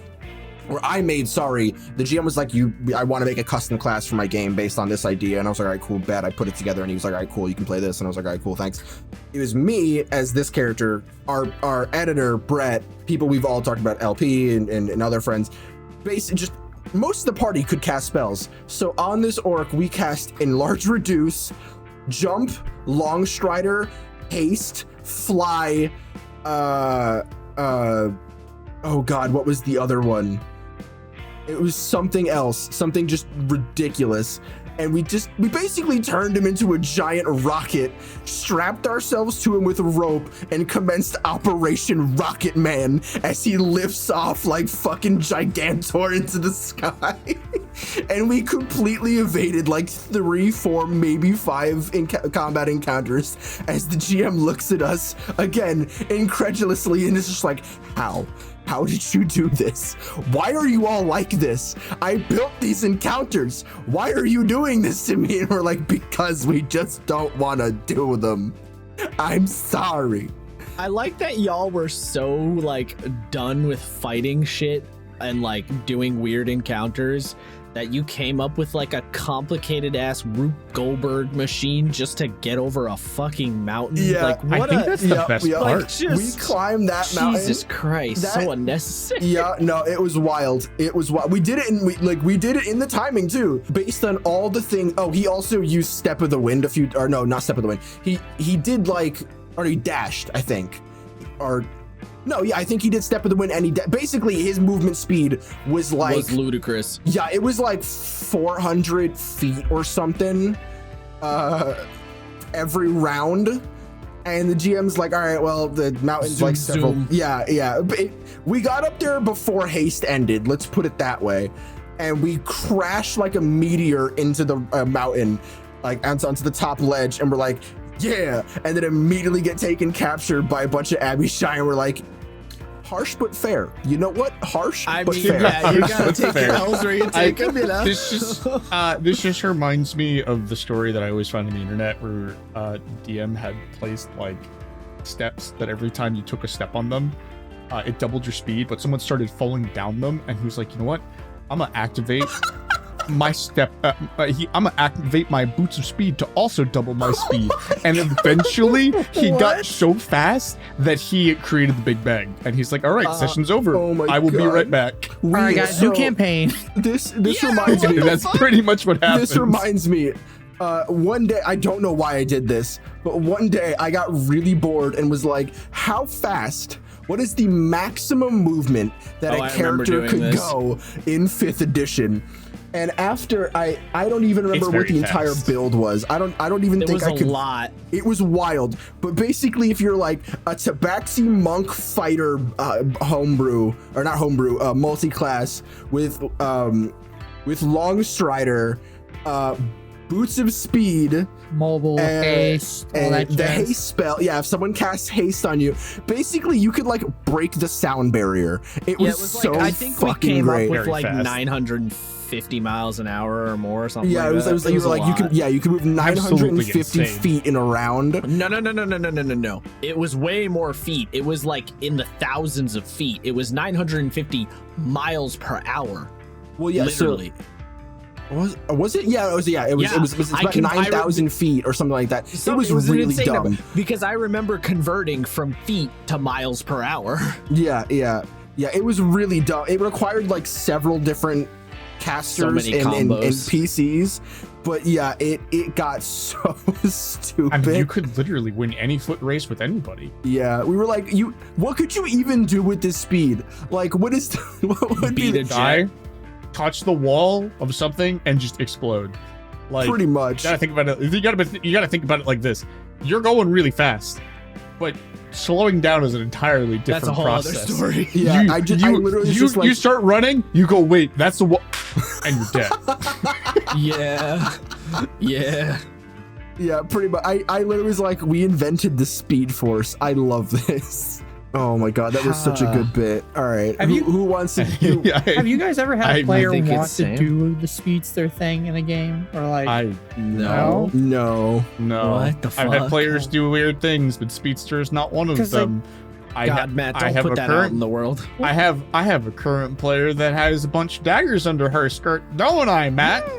Yeah, I need them. I need a range option. How many daggers do you have, Ms. I don't remember. I Barbarian? think it was like 38 or some shit. Because we 35. You have 35 daggers under your skirt. Nice. I need. Most of your weight comes from those daggers. Listen, if I'm like grappled and someone tries to like yeet me, like they can't. I'm too dense. It's not gonna work. Literally last week, someone was like, okay, so like, can I drag your Dino? I'm like, do you understand that Aradina weighs like 250 pounds? Yeah. It was With just her equipment? She's a thick child. Yep. Like, she's a child, but also she holds 200 and something pounds of equipment. And that's just her equipment. That's about 300 pounds a person. The dear immovable Lord. object. Yeah. Okay, all right. Well, Anyway, Sam. I guess I'm trying to think of what the stupidest thing I've done as a player, because I've done a lot. God, I have done an absolute lot of stupid things as a player. One of the first things that came to mind, and I feel like I gave these examples to you all, was going to like a gala-like event, and I had spaced out. And I don't really remember. There was a lot of things that I did with this character. He was supposed to be like weirdly eccentric and So it just worked not out. understand social cues. It really worked out, mostly because he would just do random shit all the time. I think I did have him hide in a box whenever he was working on something as well. Something So like if he got What bored of character a is this? conversation, this was So- during our Souls of Steel campaign. Yeah, and I think this was the first incarnation of L this is yes. and the L Yeah, names. the first L names. Yeah. He was the first. Yeah. He was literally named L. I literally used the L from Death Note to be his character token because it was a Theater of the Mind game. It wasn't necessarily a map-based one, so it didn't really matter. Anyways, so like whenever he would get into like a situation where he really didn't want to continue the conversation or he stopped paying attention, he would like pull out a box, Metal Gear Solid style, get in the box, and then just start working on something. Because he was a weapons designer, and he would just make stuff on the fly. Like he had a big robot with a sniper rifle. I believe the robot's name was Tristan. 'Cause, yeah, we were the Knights of the Round. Anyways, yeah, so for you this were particular, Tristan.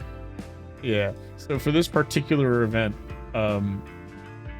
everyone was dressed up. It was like a military gala. Supposed to be like a big congratulatory event, and then people start dancing, and I'm like, oh, this is my chance to do something stupid. So naturally, he starts breakdancing, and Josh goes, "All right, roll for it." because this man's probably never danced in his life. And I rolled perfectly. Fucking killed and it. I was just like, so he starts breakdancing. And I don't know why, particularly this this just came into my mind that he had to breakdance. But yeah, no, he just started breakdancing in the middle of this really fancy gala, and everyone's like slow dancing. And Everyone he's else just- was, he's over just- here doing fucking Pride and spinning. Prejudice, and my man's down here. Editor Brett here. Nice mute button, Josh. Oh, Yeah. fuck, I hit mute by accident. Jump Yeah. on it or whatever the Bless fuck his heart. that Disney movie is. Bless his heart. You know what I'm talking about. Yeah, Majimo's breaker dance. Yeah. Majima's Breaker style from Yakuza. He just busted it out. Literally And breakdancing. I think the best part of that one though was not only the characters being like, what the fuck, but also every single player going, what the fuck? Including me, by the way, who was running. I was Yeah. like, you do what now? So that No. happened. Yeah, that derailed it. I think my favorite character that I've literally ever played though was Ottoman. Oh, fucking so- Christ. Yeah. I love Ottoman so much. So we were playing Shadowrun. Playing's a strong word. I mean, I was playing Shadowrun. So me and The Sam other were playing two Shadowrun. The other two players. players were attempting to figure out how to play Shadowrun. Yeah, they didn't read the book. Like it all. So yeah. What do you mean this is a strength weapon? It literally says strength. You're the one who bought it. Why didn't you read? But I'm a dex character. Yes, I understand that. Yes. And it's yes, you are. a strength weapon. You are using a strength weapon with no strength as a dex character. So that was a good time. But the Ottoman was a German dwarf, and the reason for that, also he had a rainbow mohawk, because I really liked I think it was a blue. I believe No. you said it was a light blue mohawk and a pink beard. I think is what you said. No, he was blue himself. I know he was blue, but I think you also said the because mohawk was German light blue. dwarves are blue. It may have been, I but think. I remember him just being very A lot. flamboyant. The we'll reason go he with. was blue, by the way, for anyone who doesn't know, Shadowrun has a specific. Shadowrun is a cyberpunk setting, but there's magic in it, and so one of the races you can play is dwarves, and there's a specific subspecies of dwarves called Querx dwarves or something like that have blue skin for some goddamn reason. I don't know why. I'm not that deep in Shadowrun. And they're all from Germany. All of them. They're all- Every single one What? of them. They're all from Germany. It's the only time that they have ever been blue is because they're from Germany.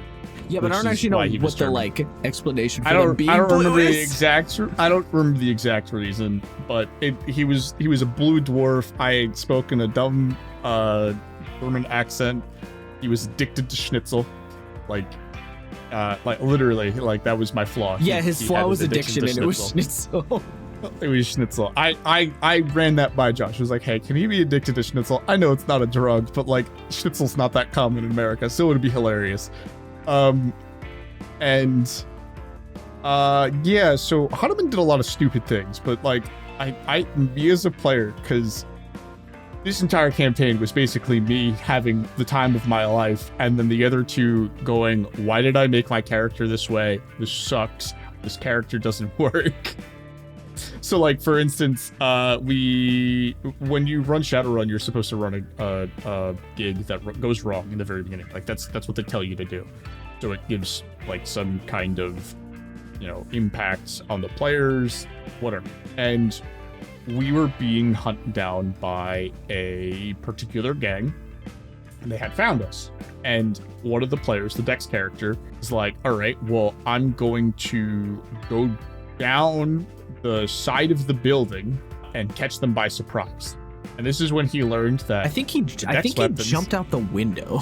Is what happened. No, think. so we were on the third story or the fourth story, and you were like, you were literally going to break your legs doing this. So he tied a bunch of bed sheets together, slid down to the second floor, then Yeah. jumped. Big Went brain out the plan. window in some capacity. Yeah. Yeah. He went out the window to try to get behind them. And he got one guy outside because everybody else, by the time he had done all this, had gotten in the elevator to get up to the Floor that we were on. He He catches him by surprise, but he realizes that his weapons require strength to actually do damage with, so he couldn't do anything except use guns because guns are dex weapons. He had daggers, I think, but Shadowrun doesn't care what he had arm blades. Something like that. Something Point like being, that. He wanted to be a ninja. This says is basically all melee weapons equal strength, so yeah. Which is like kind of whatever. I think there's ways to change it, but by default. Yes, there are. But by default, everything is strength based. He realizes that he can't like do anything, so he tries to get the gun away from the guy, and it ends up being like a slap fight between them. I go, Josh, I'm like, all right, it's my turn. How long does it take for an elevator to go from the 4th floor to the 1st floor? And we just sat there for, I want to say 30 minutes. We did some math to try and figure it out. We did a lot of math, and we were like, okay, so if an elevator moves at approximately this speed, and the speed between the distance between floors is this, and we don't stop at every floor, it'll take about this much time to get from this floor to this floor. So that'd be like 4 rounds. And then like 4 rounds later, the guy doesn't like. When I say they were in a slap fight, I mean like one of them would take the gun, and then the next round the other guy would take the gun. And it would just go back and forth. They just did that like 4 times in a row. It was ridiculous. Yeah. Until I get downstairs, I'm like, by the way, I managed to get into the other elevator so that I didn't run into the guys that were coming up. Go downstairs, walk up to the guy without him even noticing, pull out my shotgun, go bang, blew a hole into the man's chest, killing him instantly. Instant shot. Death. Which I did for the next 3 guys as well, because I actually built my character. And then Sam was good with a shotgun. Yes. I say hello through the hole in the guy's chest to my friends, and then walk back upstairs and proceed to murder the other 3 gangers. It was a time. I enjoy that a lot. It's not very stupid, but the fact that I derailed for like 30-ish minutes to just talk about I do love the equivalent, and to quote fucking Corey Taylor here, just being like, these goddamn grasshoppers, blows several people's head off, being like, why was this so difficult? I don't understand. Yeah, he just capped them all and was like, all right, problem solved. It was a problem solved. And then we had the next job, which was the last job, because we didn't play Shadowrun for longer after that. Josh was like, yes, Sam, I'm going to have an encounter built around the fact that you can't get your shotgun into this area without there being much difficulty. And I said, okay. No, and then proceeded. Specifically, I had built a thing that I wanted you to be able to use your drone for, because you were originally planning on making a rigger. Yeah. The problem was that we started out so fucking low. I started you guys out as like the bottom tier. I did use my drone though, which I was gonna say. I had 2 jobs. I had rigging and I had shotgun. I never. I wasn't complaining. It was just funny that it was like, I can't use my shotgun to blast through all my problems. I got to use my other thing, which was the drugs. I loved Ottoman. I wish that I got to continue playing Ottoman. It's just unfortunate that we played with 2 of the most consistent players that we could ever play with. Right? Yeah, it was a little bit of a struggle.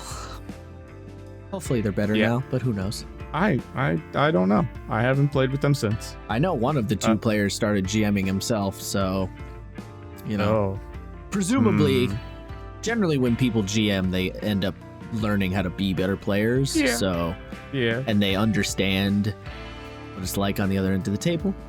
But that's a whole other topic. I remember one of the times that one of these players told me that my time wasn't wasted because I had prepped for an entire session and they didn't tell me they were going to be an hour and a half late until an hour and a half past starting time, and I was just like, no.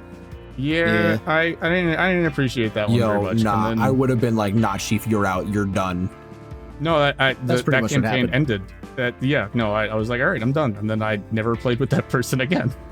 Nah, so like that's like this situation is done. I would be like, nah, bro, you're cut, you're done, you're out. I'm not, never again. Am I ever gonna do anything for you ever? No, pretty much. Fuck that shit.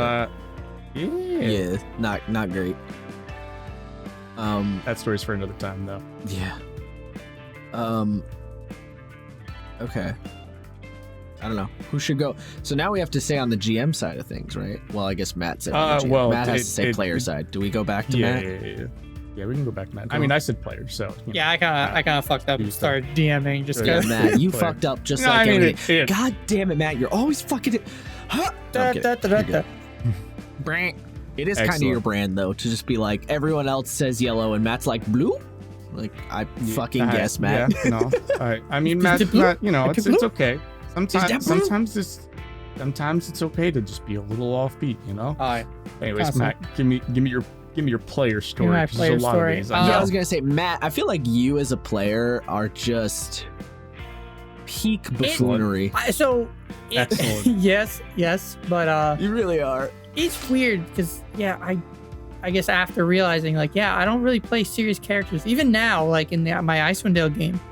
I'm attempting to play a serious character and failing miserably. God I damn can't it. fucking do it. I can't. I love that we broke you down. It's so good. It's really bad because like I'm trying It's to be the hilarious. It's serious great, though. Goliath like warlock dude. I'm trying to lie and manipulate and use illusion magic to trick people. Nah, just a big goofball.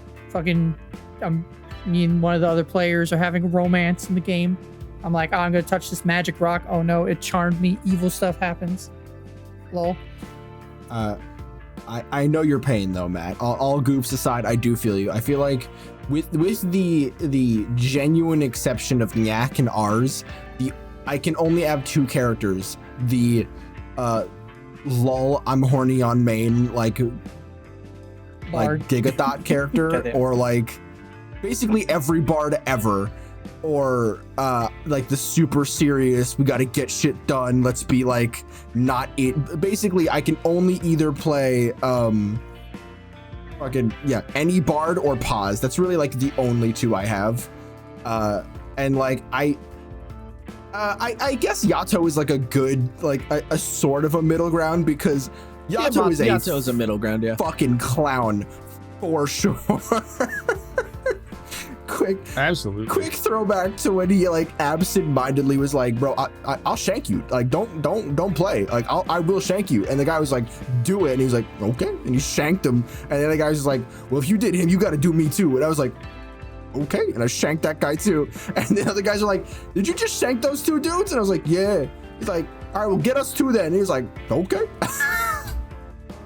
If you say so. God, suicidal dungeon denizens are fantastic. It was so good. Definitely confuses some players when they're just like, yeah, you'll kill me. No, do it. You can't threaten me because I want to die. Kill me.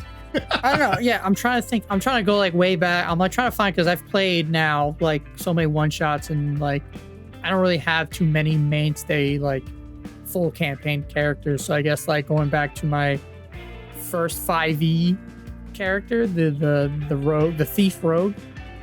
Yes. Yeah, Of course. I think probably the stupidest thing I've ever done was we were in this like desert area, and we had to infiltrate a like nightclub / brothel type of deal, and we found out that the owner was some sort of guy using magic and enchanting all his workers, and we're like, all right, that's pretty fucked up. We gotta take this guy down.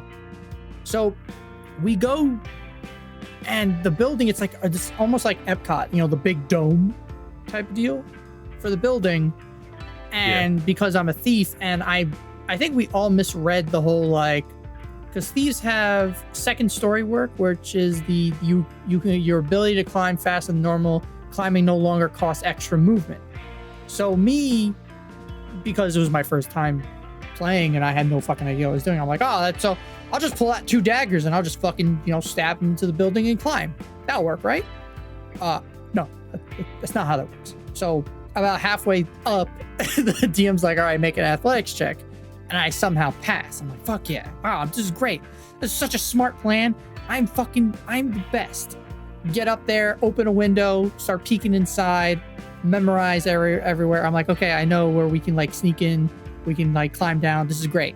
And now he's like, okay, now make another athletics check to climb down. Natural 1.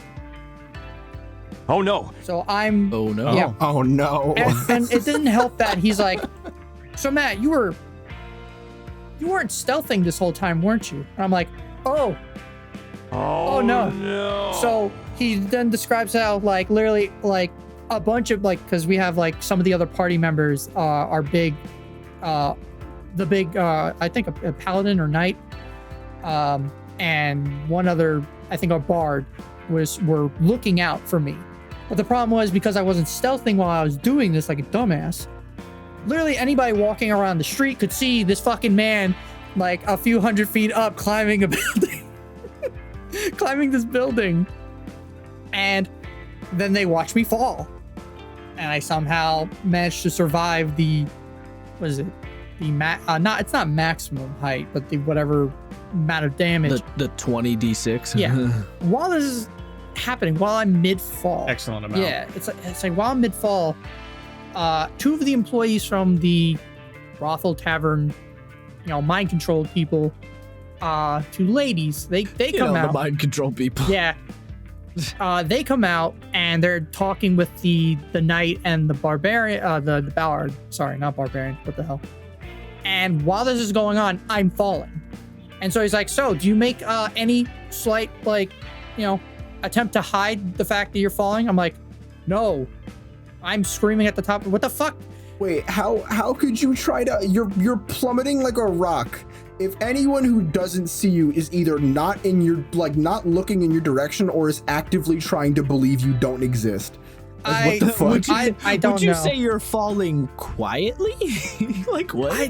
What kind of a question is that? I don't know how. Just do a Batman fall smile. I guess. Yeah, quiet falling. But I guess they're because they're mind controlled. They, their wisdoms weren't all there. So I guess they failed to see me climb the building and then said fall. So as they're talking to the paladin, or I think it was a paladin, and the bard, I just smash right into the ground in between the two groups. Yeah, that's pretty great. Oh my god. Fucking Family Guy, my legs are shattered, everything, on the floor. Arm behind the back. Yeah, basically. And as soon as that happened, both the charmed employees, their faces just go blank, and they start turning around to go inside and probably warn the boss. And so me being the big brain, I stand up, broken body at all, with I think 1 or 2 HP left. I'm like, wait, don't go. And I try and tackle them because I'm in a panic, and I just fell from a really tall place, and I have no idea what I'm doing, and I miss. And then they proceed to walk over me. Matt, why did you try to do anything at this point? Yeah, I don't know, man. I just, just lay there. I just figured, accept death. Yeah, just take your L's. Yeah, I figured I would keep failing forward, and eventually, I would succeed. I did not. And this character went well for you, didn't it? So good. So afterwards, the paladin and the bard basically were like, all right, fuck this. We just gotta kill him. Because they're gonna go warn the guy. Managed to stealthily kill the 2 employees, and we went back to our hideout, utter ashamed of the whole situation, and we're never bringing this up again. They're like, you are the worst rogue I've ever met in my life. And I'm like, yeah. At which point you go, but you've heard of me. Yeah, basically. Hit him with the classics. Oh yeah. But yeah, that was that, and then that character also happened to get the deck of many things, and I pulled twice. Oh, no. That's amazing. Oh no. Yeah, Joe. Why does this just keeps spiraling? What the fuck? It was mostly because I kept memeing to Joe, and he's like, "What's your favorite magic item?" And this was also when the Matt Colville deck of magic many things video came up in my periphery. I'm like, this seems like a cool magic item, and he's like, "Oh, does it now?" I don't remember how. I think it was in a dungeon, and I found it, and I'm like, oh shit, no. And I think both times I drew, I'm trying to remember what the first card I drew was. It was death. Fuck. Oh my god, what? Right, fuck. Oh my god, it's coming back to me. Oh my god. Yeah, I drew the death. I was in a magic shop trying to sell the deck to a guy, and he's like, I don't believe you. I don't believe these cards are magic. I'm like, oh, I mean, they gotta be magic. Watch. And I pull the fucking card, and he's like, you see a skull. I'm like, that's foreboding. I mean, hey, you proved I don't your even point. know how to. I don't even know how to deal with that mentally. I just That's oh my god, what an L. What an L to have taken in the middle of a shop. This character, wow, Matt. This character was fucking cursed. And then you played Matingo. Yeah, the Matingo was way later. Yeah. But yeah, I somehow won the 1v1 with the death thing by pure luck. Wait, what? Yeah. Well, the death card is a spectral, like, Grim Reaper shows up and you have to fight it. So I pull this card. All of a sudden, the Grim Reaper shows up. The old man running the magic shop is like, oh no, it's not my time, and dips. And I'm like, wait, no, where are you going? I need help. And yeah, I managed to somehow... we also were using the bonus action health potion homebrew rule, so that's the only reason I fucking survived this encounter. I mean, hey, you proved it was magical. I certainly did. Literally, for some reason, all I can think of is my grandfather's deck has no bad cards. Pulls that card. Oh no! Except this one. Yeah. Crap. Except for Gariba. Oh, yeah, good times. And then I think. Actually, good Yu-Gi-Oh reference, because I think the next time I actually drew the deck, which I think Joe, the DM, was I think he kind of forged some of the cards, because I was like, every time I draw, I'm just going to pull another card on top. So the second time, I got to draw 2 cards.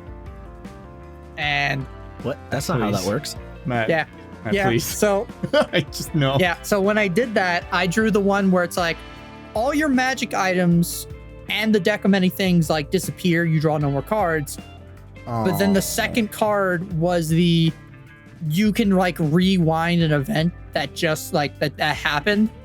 And so he looked at me, he was like, do you want to rewind like the fact that you drew those cards? I'm like, son of a bitch. Oh, what a fucker. Yeah, what a bastard. Oh my god. And I fucking did it because I'm like, yeah, I was decked out. Yeah, why wouldn't you? Well, I also had the party's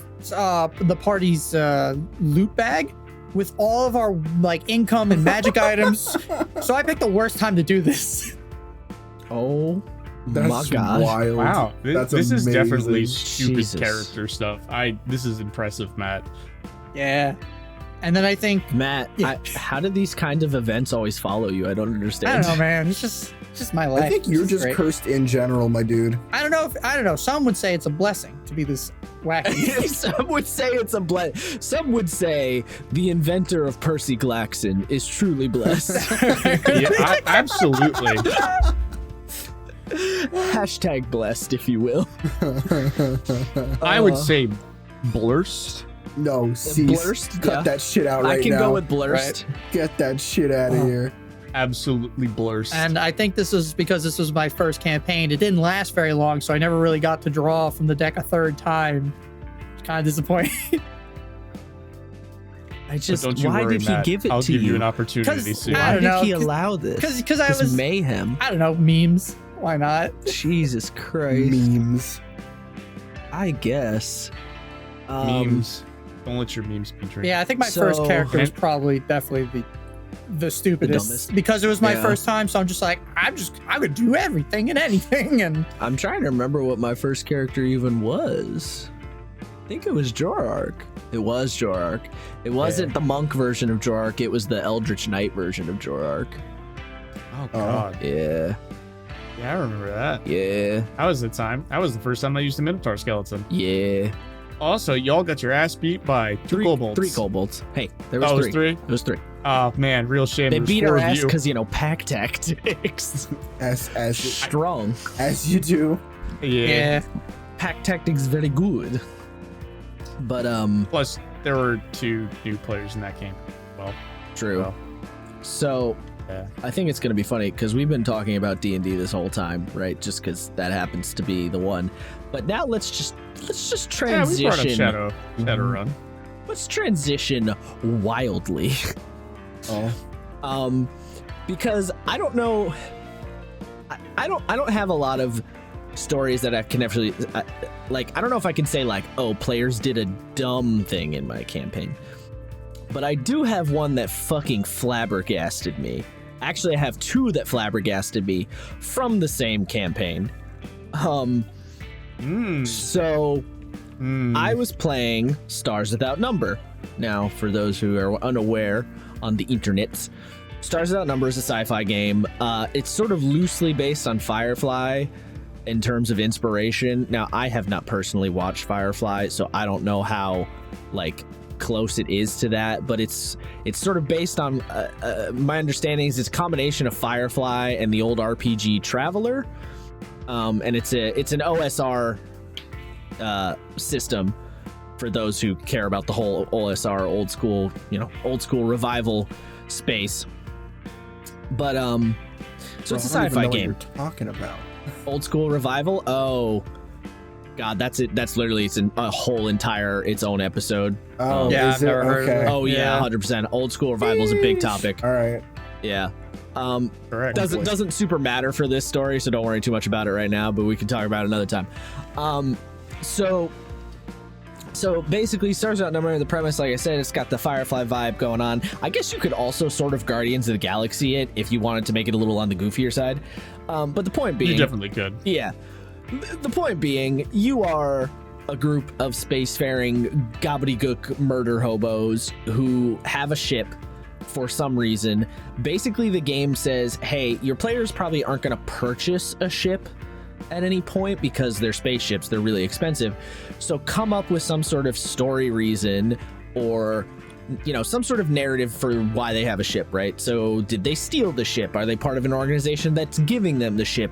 Did they buy the ship on a loan so they have monthly payments? Like I watched the reason I played Stars Without Number, I watched the Stars Without Number campaign, which is basically the campaign that got me back into tabletop really seriously.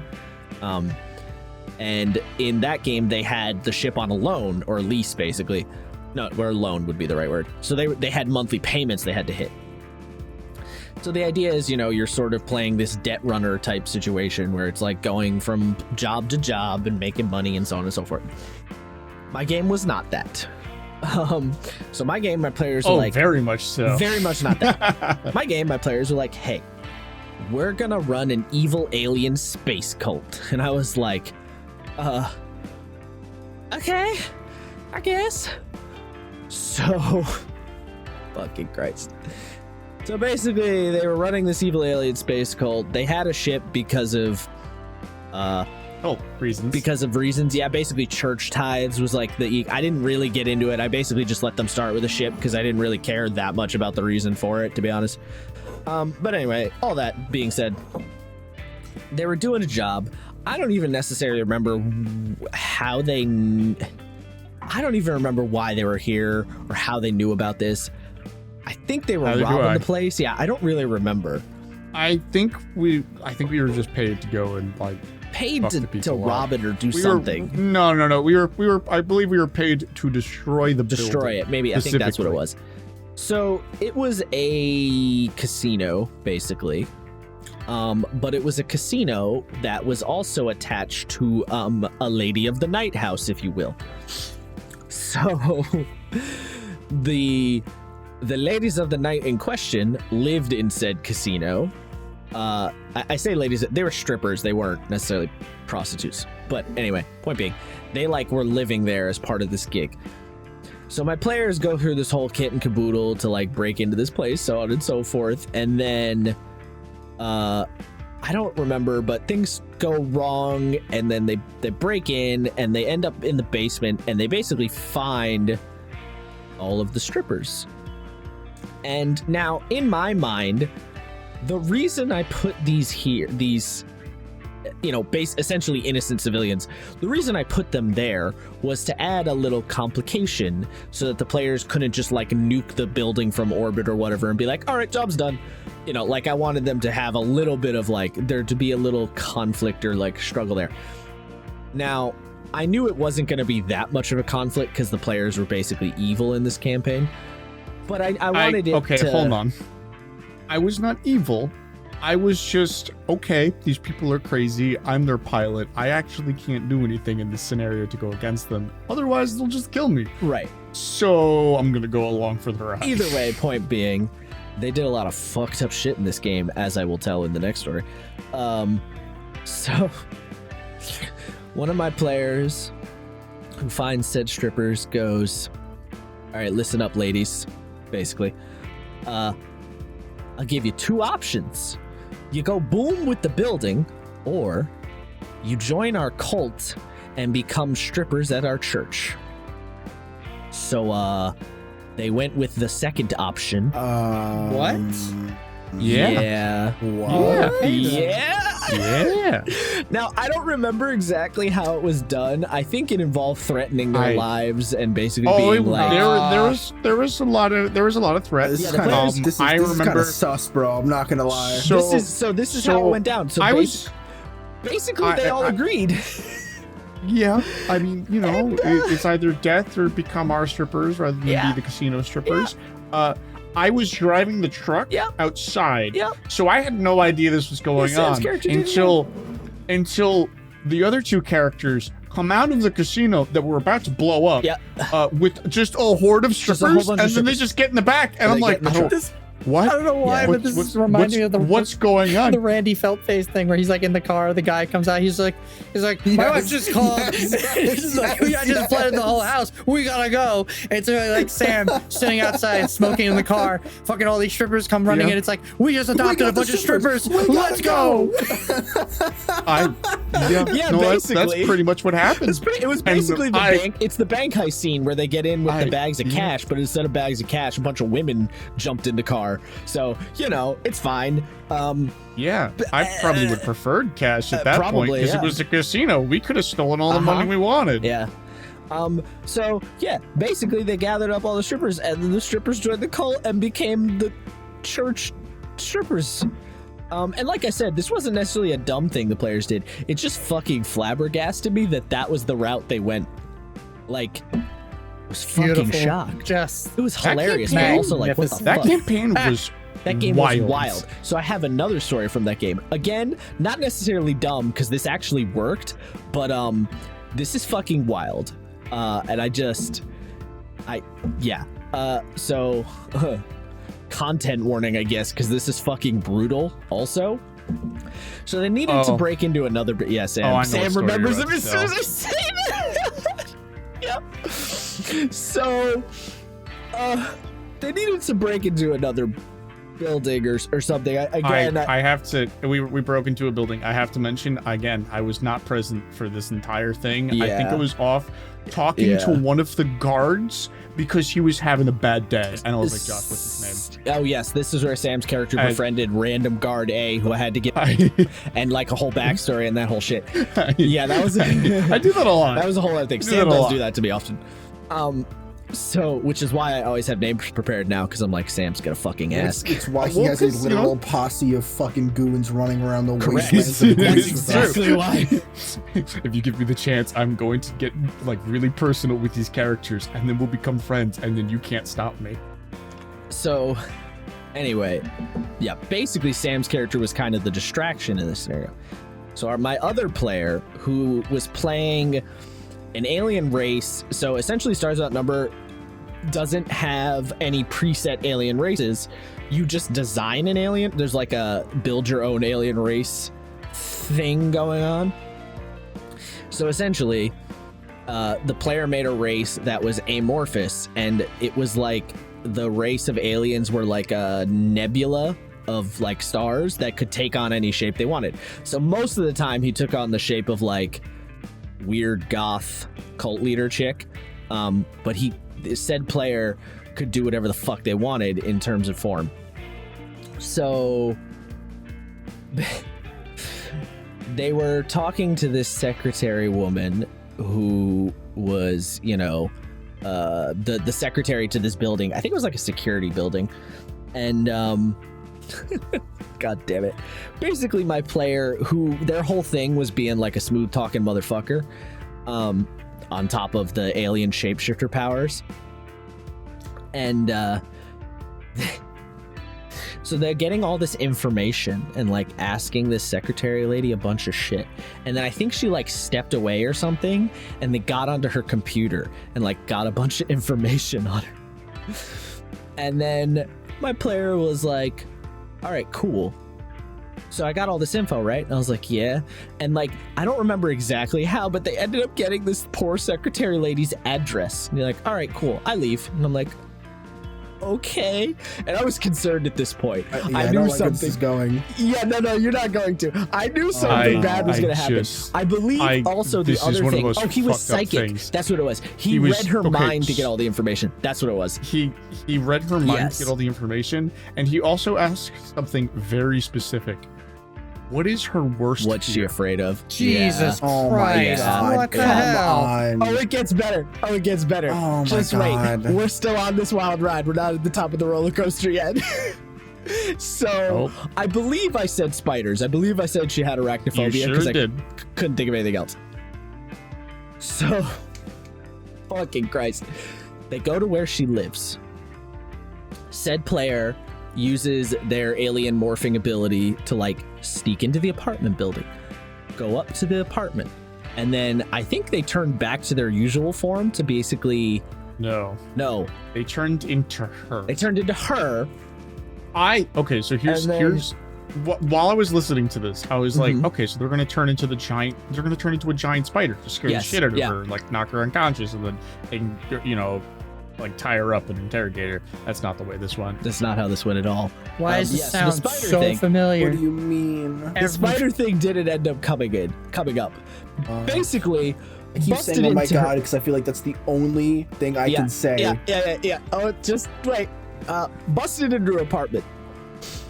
And no, I don't think it did turn into her yet. No, I think initially he basically knocked the basic player in question basically knocked on the door and was like, hey, like, let me in or whatever. I don't remember if they were disguised as somebody else or what, but they got into her apartment and essentially they fucking murdered her.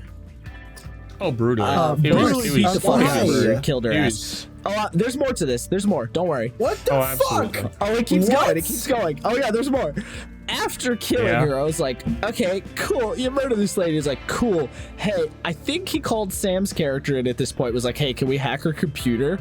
At which point, they hacked her computer. The reason... I'm not done. I'm still going. They hacked her computer to get all the information, basically to get a bunch of information on what her job actually was. And so he could properly disguise himself as the secretary lady, go into the building, pretend to do her job, basically turn the security and shit off so that the other two player characters could bust in with their squad, essentially, because they needed to, I believe they needed to destroy the servers that were in the building, if I remember correctly. Something like that. Something along those lines. They had information on our They had information. That we didn't want. So they need to bust in and like take the place down. So the whole plan was to become the secretary lady, to basically let the other players in and there was a whole strategy going. It kind of fell apart, but they got most of the way there, I'm going to be honest. This group in particular, not so much Sam, but the other two players were particularly good at making plans and like coming up with like evil conniving strategies. But unlike the usual meme of D&D players like planning for an hour and then nothing working, it actually worked out for them a lot. So, that happened. But, killed this lady, get all the information off her computer, and then went, we have to do something with the body. So they cut her up and threw her in the freezer for the night, stayed in her house, and then the next morning threw her in the trash incinerator of the building. And then proceeded to go to her job as her. So I didn't actually. I don't think I hacked her computer because I don't think I was ever even present. I don't remember exactly, but the information was gotten off the I computer. was not present because I remember what my character was doing. I was trying. So my character had nothing in combat. He was literally a pilot. He was a pilot and like a tech guy. He was a pilot engineer. Because you had 3 characters and we needed someone to work on the ship. So I was trying to make a suit out of one of the artifacts we had recovered to make myself basically be Iron Man. So I could be useful during combat because there were like many encounters where I was just like, yep, I duck and hide because I'm in danger. I have 3 health, because in that game, you roll a certain amount of dice for your health every single time you level, and it's determined by your level. But if you roll lower than the amount you already have, you get 1 HP. I rolled lower, I want to say 5 levels in a row, and I was 2 levels lower than the other players. Right. So essentially, the way the health works in that game. So like if you're level 3, you roll 3d6s. Right? So let's say you have 12 health and you roll 3d6s and you only get an 8, your health only goes up by 1 point, and it's just 1 pity point. So your health goes from 12 to 13 and that's it. Yeah. This game, characters are not meant to be like big crazy superheroes like they are in D&D. So, you know, and that's kind of how. Although my players one of my players did end up being a fucking death kill mega god, but like he didn't do it on purpose. It just kind of worked out that way. It was pretty funny. It was pretty funny. So yeah, anyway, murdered the secretary lady, threw her in the freezer, incinerated her the next day, took over as her body, you know, turned themselves into her, went to work, executed the plan. Everything went pretty well until essentially the security went off and chaos ensued. But they did break in successfully, which was essentially the whole point of I slammed a truck through the front door. And then Sam drove a truck through the front door, and then started shooting from said truck with their goons, because they were a cult, they had goons, basically. Yeah, of course. Look, it was kind of the only way we could have gotten out of that encounter alive. Yeah, honestly. Pretty much. It was pretty chaotic. It was wild. I'm not even gonna lie. It was fucking wild. And they lived happily ever after. No. Oh, no. This is also a campaign where Sans character got possessed by an ancient alien race that doesn't exist anymore because he picked up an old artifact. Great. So then he had like had like an alien dude in his brain that would just talk to him a lot, and they were kind of. I forgot about that. Yeah, Photograph. It was great because I would literally have conversations with him out loud, and other people were like, "What the fuck is wrong with you? Why are you talking to yourself?" And then. The player that was like the amorphous alien nebula was like trying to start some new, I don't even remember what the exact plan. Catastrophic event. Yeah, basically. And they were trying to bring back this old dead alien race, and it was like a whole. Yeah, it was wild. That came, some crazy shit that happened to that campaign. I did cut that campaign a little early because I just kind of didn't want to run it anymore. But I did conclude it. It did conclude. Yeah, it did conclude. The campaign was wild. I definitely feel like our expectations, you and me, Josh, were definitely different. They were different. Got out of the game. Yeah. Because I was like, yeah, I'll be a pilot. We'll go from planet to planet. We'll pick up artifacts. We'll do this whole thing. And then 90% of the campaign was managing a cult. Like actually managing the cult.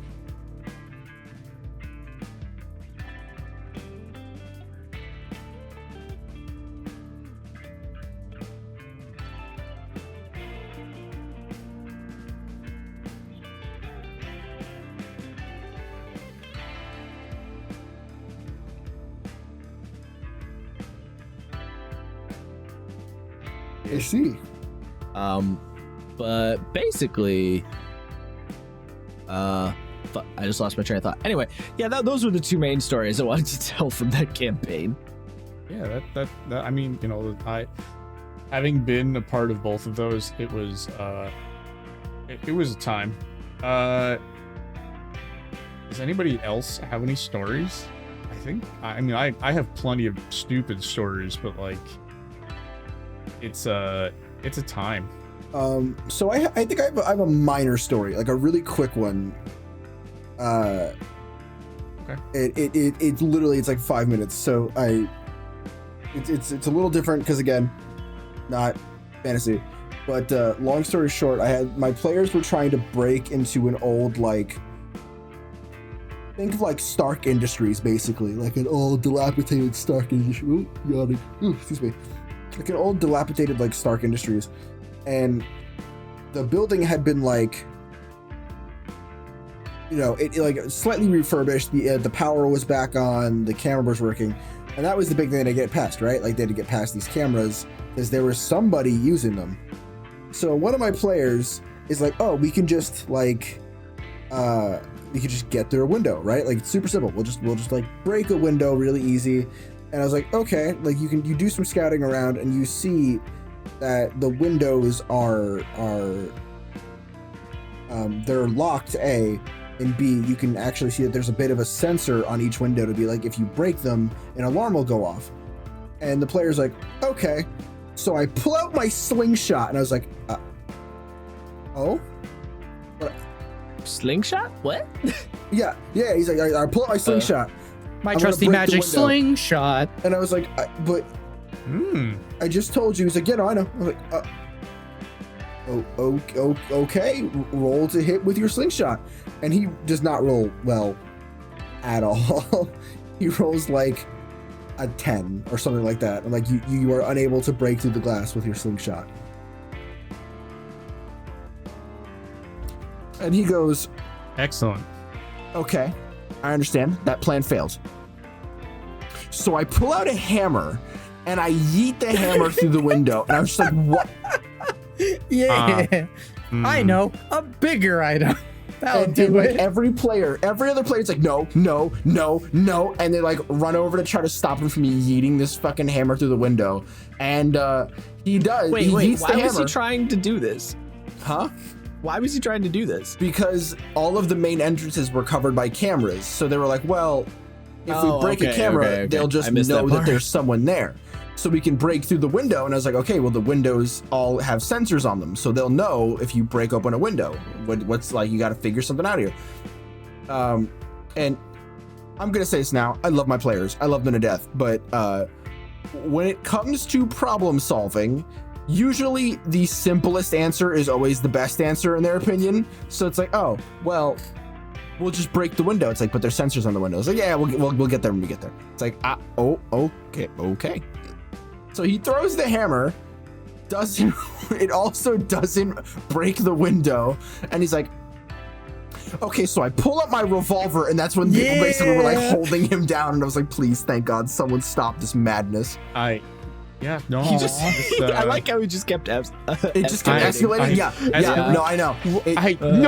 You know what the worst part is this is not the first time I've heard of a player doing stuff like this. Because Josh, if you remember, there's the one time where one of the players in not Apocalypse World, Dungeon World campaign we were playing, you were running it, was like, I searched the room, and you're like, you don't find anything. I searched his bed, you don't find anything, and we spent an hour of him just.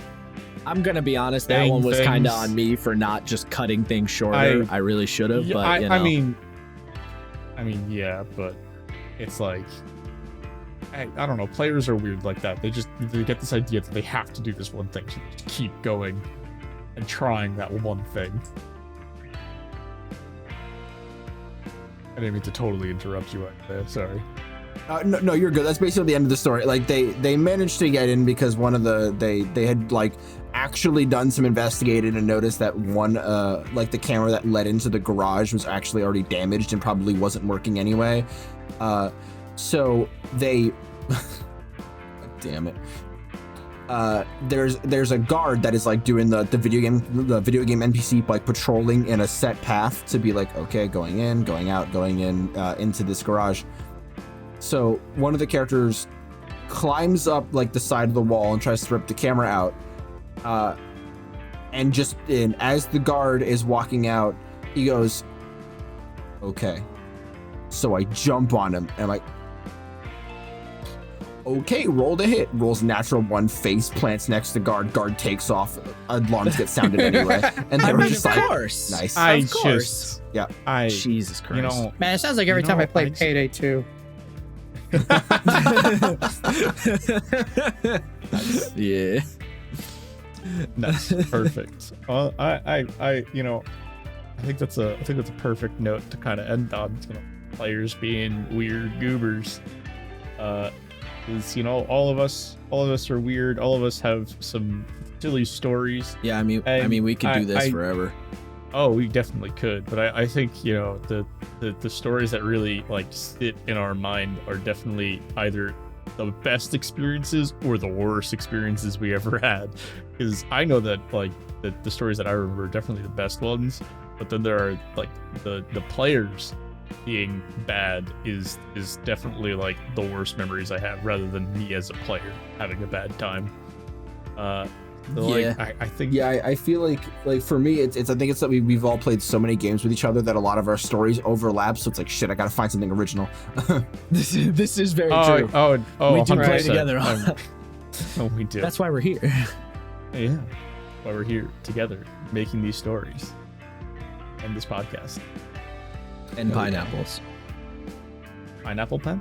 Pineapple. No, we are Pineapple not doing pen. this. I'm not in the mood. It is What a 11 o'clock at reference. night. What a reference. I know. Sorry, my dad loves that meme. Anyways. It's a weird meme, uh, man. Yeah, anyway. But- This has been the Sessions Cancelled podcast. And I'm your host, Sam. My wonderful goobers here, Josh, Matt, and Isaiah. Thank you for listening. Bye. Follow us on the social thingies. Have a good night. Yeah, the links in the everywhere. You'll find them. Don't worry. Description land. The- basically. The doobly dobblies. Yeah, you'll find it. The doobly doo. Oh, is it time for my jingle? No. No. Brett, No. cut Cut him right You here. off right now. Nope. God damn it. Bye.